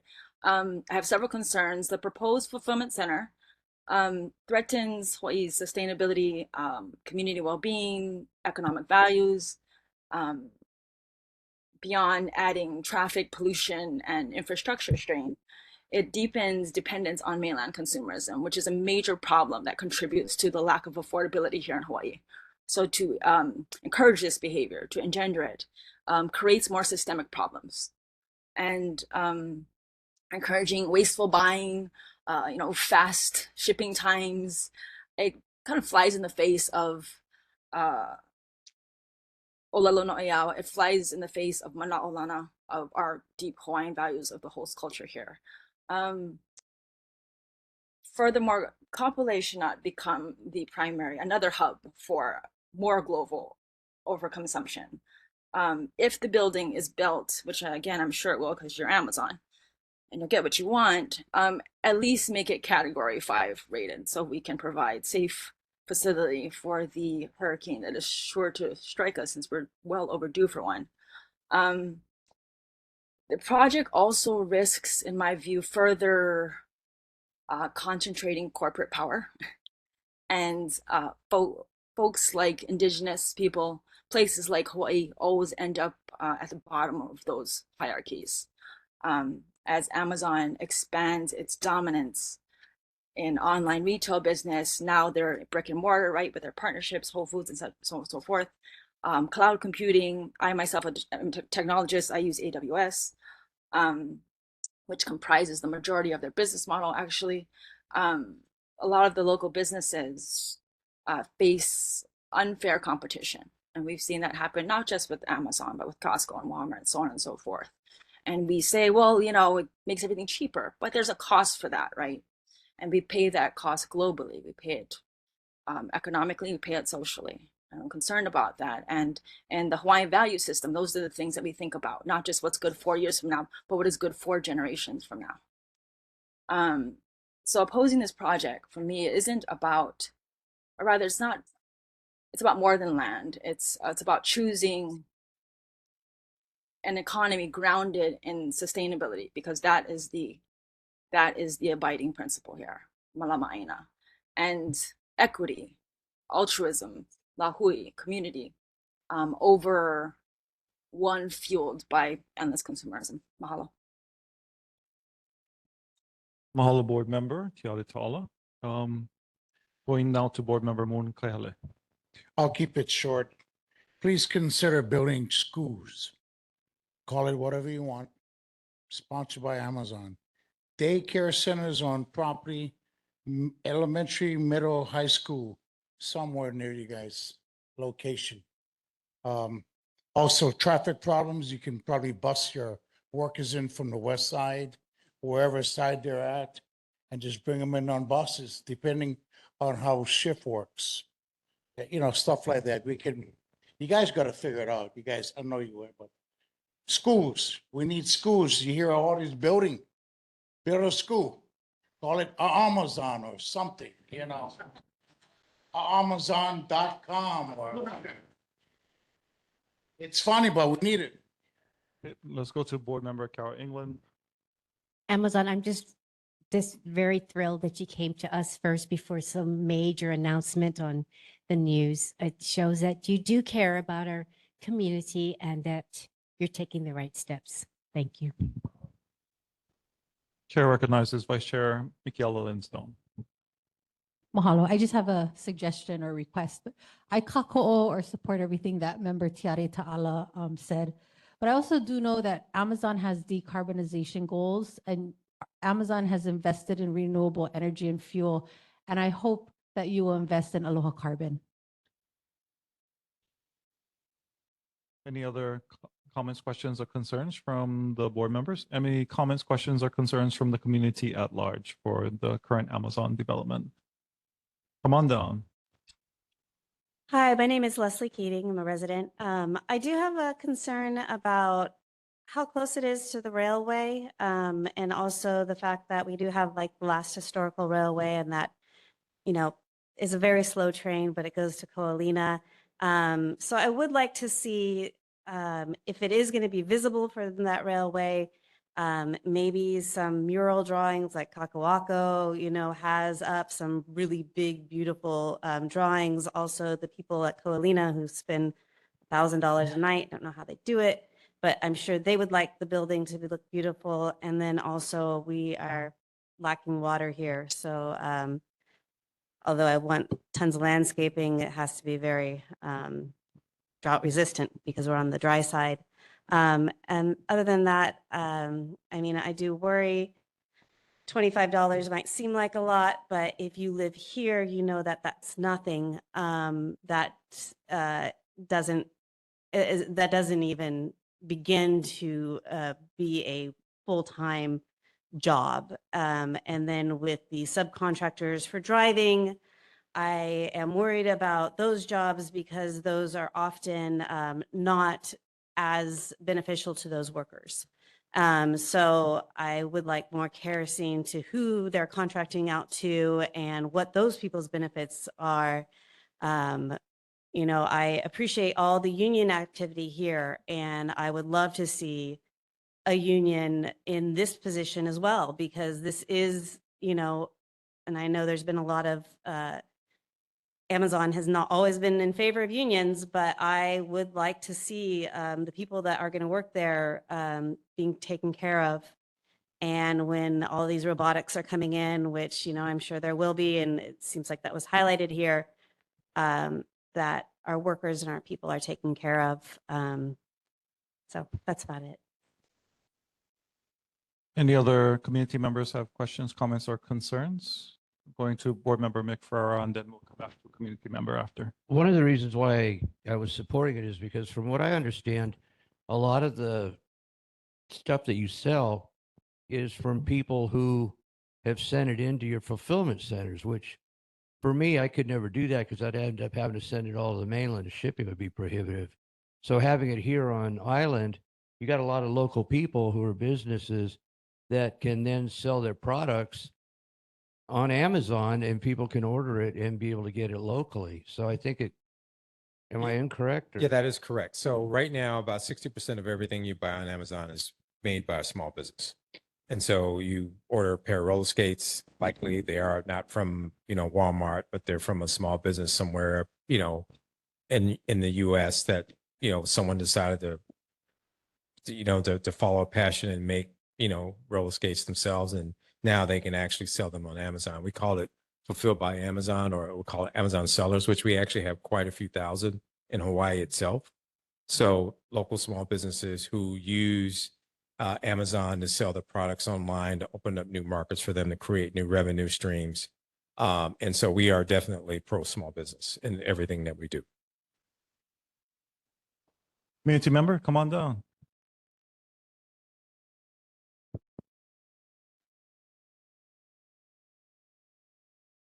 Hello, I'm William Albritton, Makakilo resident, and I'm opposed to this development. Actually, to be honest, I'm opposed to Amazon, period. I used to order things off them until I saw some documentaries about all the negative aspects of this company, and I'll just read it off the AI that I just looked up. Significant environmental damage, emissions, plastic waste, poor labor conditions, high injury rates, surveillance, harm to small businesses, local economies, anti-competitive practices, copying sellers, data privacy concerns, and tax avoidance. And as far as the 1,000 workers in the warehouse, it's my understanding that a lot of tech companies like Amazon, they're trying to use more AI, more robotics, so they can gain more profits. So I don't think this will help out the islands in the long term at all if we can get our products in 2 days quicker. And then also for, you know, if this does go forward, I just hope that at least for one thing is with the landscaping. So I see this a lot. People say, hey, we have some native plants. And then it's like Nampaka and Pohinahina. So one of the more common ones that grow really well. So I went on the Board of Water Supply and had a list of like 25 plants that are native plants, different species that you could plant in this area. So I hope that Amazon really respects this and goes with locally sourced landscaper that knows what they're really doing and trying to help out the native plants. And, you know, we have a water issue. If y'all could add some kind of water catchment to your building, that kind of thing,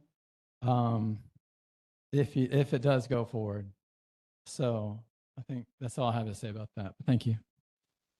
Given the current time, I'm going to call us to adjournment, but my recommendation is that we continue the conversation. Amazon has come here seeking to be a new neighbor. They bought land and they're coming and talking story. So if you're for the project, if you're against the project, like what matters is being in the room in the conversation. So come and bring solutions, come and see what we can get Amazon to do better and help us help these local contacts push back on the corporate policies that they have no control over. The guys here have no control over that stuff from the board level and the CEO level. So help us help them push back on the crazy that they've seen in other projects. And let's see if we can get a good thing for us. Even if it doesn't end up actually being built, we'll have a good mechanism for us to actually talk about good development in our community. Okay, so with that, I call the meeting adjourned. Okay. Aloha, mahalo, everybody. Thank you.